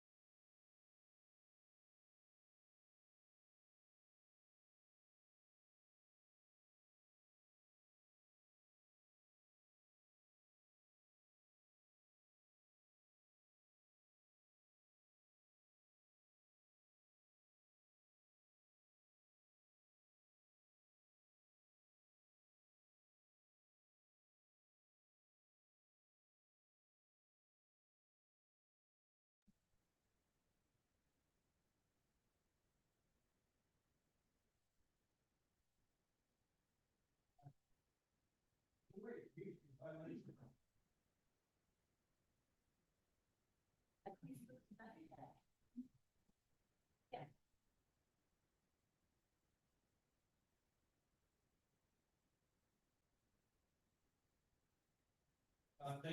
for allowing a recess. Thank you for allowing a recess for 5 minutes. Now we have a motion on the table. I would like the clerk to read back the motion and then we can vote. I'll make the motion again. I think I may have withdrawn it before recess. A motion Can you say? to deny 6A petition for road abandonment terminus of James Street. Okay. The motion is to deny the road abandonment. Deny the petition for road abandonment. Is there a second? I'll second that. Seconded by Council Van Dover. Discussion. Yeah, quick discussion. I'm just going to reiterate that I'm not going to support it tonight because I wanted to hear from the survey. And so that's why. Thank you. I'll just comment that the survey shows it as a public road and it's not disputed. So I don't know what other information the surveyor could provide in this instance where the petition is to abandon a road. Any other discussion? Well, can we ask the solicitor just to clarify then why what you had mentioned prior, please? Yes, so you do have a lot of information that's already been submitted to you. You have the recommendations from the fire chief, the police chief, the planning board, and you also heard testimony today from the applicants as well as people from the public. So I can't anticipate what a surveyor would say or necessarily make a decision for you as to whether or not the survey would be helpful. However, the applicants have come forward and said they have a surveyor who might be able to provide useful information or insight as to their application. And you also need to consider the Rhode Island general laws and the standards for road abandonment, which is if you do decide to abandon, you need to make a finding that that the section has ceased to be useful to the public. So it was only a suggestion or a recommendation. But if you feel like you have enough information, then I'm not in a position to tell you what to do. Thank you. Any other Thank you. questions? Any other discussion? Hearing none, I'll call for poll vote. Councilor Aiello, I'm abstaining. Councilor Healy, A petition to deny. So a yes would be you want to vote down the petition and not abandon the road. Yep. A yes vote is to deny, yes. Councilor Shalaba, No. Yes. Yes. and the chair votes yes. So the petition is denied. Thank you. Moving quickly to item 8, new business. There are 3 items that I feel we should address tonight within our time frame. Are we skipping? Never mind. There is nothing to skip. So 8A, first, suspend town council rules of procedure, Rule 9D. Council operations to discuss and consider the following items, 8A, 8B, and 8C. Do I have a motion to suspend the rules? Second. Motion made, second by Councilor Petra. Discussion. I also make a motion to extend an additional 15 minutes. We only have 2 left. Why don't you take the first motion and then we can do a motion to Sorry, Mary. extend? Any other discussion to suspend the rules? Hearing none, all in favor? Any opposed? Aye. Councilor Healy, you want to extend? I'm going to jump in real quick, Alex. I'll just make a motion that we finish new business, 8A, B, and C, and then call it a night. Well, that's what I just said, Councilor Petra, but thanks for repeating it. I second all of that. So is motion to extend, or whatever time it is to do A, B, and C. We have to do 10. All in favor? Aye. Very good. 8A, resolution authorizing the town manager to submit an application for a loan to the Rhode Island Infrastructure Bank for facility upgrades at the wastewater treatment facility. Discussion and possible action. Town manager? Yeah, so this is the next step in the process. We need a resolution with it. We've already, I mean, we've already applied. I mean, it's just as a formality, and this is just a step in the process to allow a resolution from the council to be included with the application. We applied several months back. So it's really a formality as we move forward, but this is where we're at. Quick questions? Any other, yeah, Council Aiello? I noticed it says 85 million plus contingency. I thought it was reduced a little bit. No, there's a contingency, and it was reduced a little bit. It's 85 million is the cap. They have to add in a contingency. The state side of things mandates you to add a contingency in. There's a contingency already factored into the $85 million. Right. But they make you add an An additional additional. contingency in case it's shortfall. So this is up to 85 too, isn't it? Up to 85. Okay. That's correct. Yep. Thank you. Any other questions?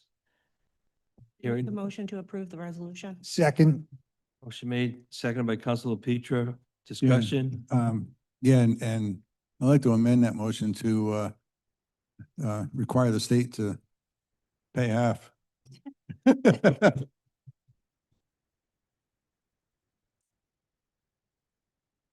I like that No, motion. but I would, but no, on a serious note, I mean, what are the options here? Can we, this is an unfunded mandate. I know we don't have a choice. But what recourse can the towns have? That's I mean, we could be talking $90 million or so. So how many communities can really afford this kind of stuff? So what recourse does the town have to say, hey, state, listen up, work with the feds or something. We got to help out here. I can tell you. No. The manager already did this with a DM. He had a meeting to reduce the We cost. took millions off of it as a result of them not requiring the berm because the impact comes to the Well, yeah. comes to the taxpayer, right? It comes to the taxpayer side and also the sewer user side. We continually apply for grant funding. If we applied to the federal legislative side, we do have 2 million from the federal side that we will be using towards this project. 2 million sounds like a lot, but it's not much when you're talking 85 million. Yeah. Sean, real quick, I know you probably answered this 10 times, but I don't remember. What kind of interest rate does the Rhode Island Infrastructure Bank give these days? It's at the time of your closing, but the interest rates are going down. I'm guessing it's somewhere between 3.5 and 4. Thank you. Any other discussion? Hearing none, all in favor? Aye. Aye. Any opposed? Yes. Very good. Thanks for putting that together, Sean. Item 8B, resolution preserving the name, significance, and observance of Victory Day holiday. Discussion and possible action. Motion to approve the resolution. I'll second that. Motion made and seconded by Council Van Dover. Discussion? Hearing none. All in favor? Aye. Aye. Any opposed? Me, Alex. Okay. So 5-1 approved Victory Day. Item 8C, petition for zoning ordinance and map amendment and ordinance. An amendment of chapter 1439 of the general ordinances of the town of Westerly entitled Reenact and Readopt chapter 1242 entitled The Westerly, Rhode Island Zoning Ordinances of 1998 as amended, and the Westerly zoning map petition of Cal and Cheryl Calder to rezone from MDR 30, medium residential 30, to RR 60, rural residential 60. Property located at 11 Quarry Road, Bradford, and belonging to Cal and Cheryl Calder. Discussion and possible action. Motion to approve the petition for the zoning ordinance. Discussion? This is to order advertising for 10/20/25. Excuse me, Mr. President, you only need to refer this to the planning board only, correct? Am I correct, Mary, in saying that? It's to order it advertised for a public hearing and to refer it to the planning board for study and recommendation. But the planning board will get to it in the month of October, so you'll have to put it out for the public hearing after the planning board's decision, correct? Well, why don't we Well, why do we want to advertise for October 20th if we don't know we're going to get the planning board's opinion? I thought they had agreed that we could have the hearing on October 20th. I'm not sure. I don't, I know they had a date. It was, they were gonna put it down to one of their meetings. But you can put it tentatively that, and if some reason we don't make that date, then you continue it. I don't, it's up to you. And then you got to you're going to pay for advertising and all that. So why don't we hold off until we have confirmation from the planning board? Can Well, refer then- it. Then it's another agenda item to set a hearing date. Do you want to move it to 11 November? We can move it to November. First meeting in November should be fine. They said they would hear it in October. I don't remember the date. November 3rd. So a motion to have a public hearing on November 3rd and refer to the town planner and the planning board for study and recommendations. So moved. Second. Motion made, seconded by Counselor Healy. Discussion? Hearing none. All in favor? Aye. Before we adjourn, by charter, we have to have citizens' comments. You had continued the August 18th meeting minutes to new business for discussion. Oh, can we move that to the next meeting? A motion to continue it to the October. Motion to Six. continue to the first meeting in October, whatever that is. Motion made, second. All in favor? Aye. Minutes are continued to October. Citizens' comments. This portion of citizens' comments is unlimited to any item, 5 minutes maximum, and please present professionally. We don't have a sign-up sheet, so Mr. Palazzolo, you're in front of us. Thank you. Anthony Palazzolo, North Stonington, Connecticut, still not licensed to practice law in Rhode Island. Am licensed to practice in Connecticut and California. That doesn't mean I have an ability to form an opinion of law in Rhode Island or with respect to any matters of Rhode Island law. And nothing I say should be construed otherwise. I'm here wholly as a would-be user of the Niantic Avenue right-of-way. Mr. Duhamel, I want to thank you very much for confirming just a few minutes ago that it is undisputed that the town of Westerly has no power to eliminate a right-of-way in the absence of an abandonment proceeding such as the one that occurred tonight. Thank you. It's very important because that never happened with respect to the Niantic Avenue right-of-way. You tried to deem it into non-existence. I believe that Councilor Aiello and you, Chris Duhamel, can confirm that that never happened. I can confirm it because I looked through the town council minutes for decades, and there is not the slightest suggestion that there was ever an abandonment proceeding with respect to the Niantic Avenue right-of-way. I and others have also provided you with a mountain of information that in fact it was a right-of-way, and therefore it still is, in your words, as confirmed by Bill Conley on July 7th, 2025. Why do you insist on not restoring the signage on the public right-of-way for Niantic Avenue, which still exists? You took the sign down, but that doesn't mean that it ceased to be a public right-of-way. There is a post on that right-of-way that says no parking. You can restore the town of Westerly public right-of-way sign on that very post. You don't even need CRMC's permission to put a new post in. This has been going on for several months now, and this is what I'm talking about, being willfully blind to facts that are obvious. The analysis here with respect to the town right-of-way, Niantic Avenue, is, was there an abandonment proceeding? No. Okay. Is there any evidence that it used to be a town right-of-way? If so, it still is. And you illegally took that sign down, introduced errors into your harbor management plan and your comprehensive plan, and now there's still a chain up there. It's past September 15th. I believe that's the date when these rights of ways are supposed to be opened up so that there can be vehicular access to the beach. And now it's blocked. It's still blocked with a chain. That's in violation of your ordinances. Now, if you want additional proof that this used to be a right of way and still is, you can just look at your own ordinances.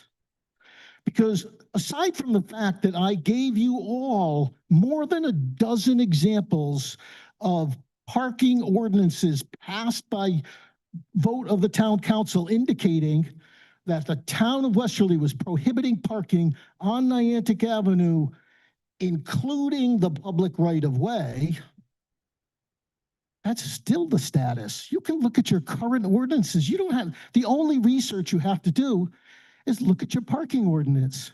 There's a section for Watch Hill. You can see it like Niantic Avenue, and then in parentheses, including the public right of way. You called it public. You still prohibit parking there. You can't do that unless it's a public right of way. You can't prohibit people from parking on their own land if it's not a right of way. That's it. What are we waiting for? Now, it's different before the CRMC. They do a full soup to nuts analysis. They want to know beginning to end the whole history.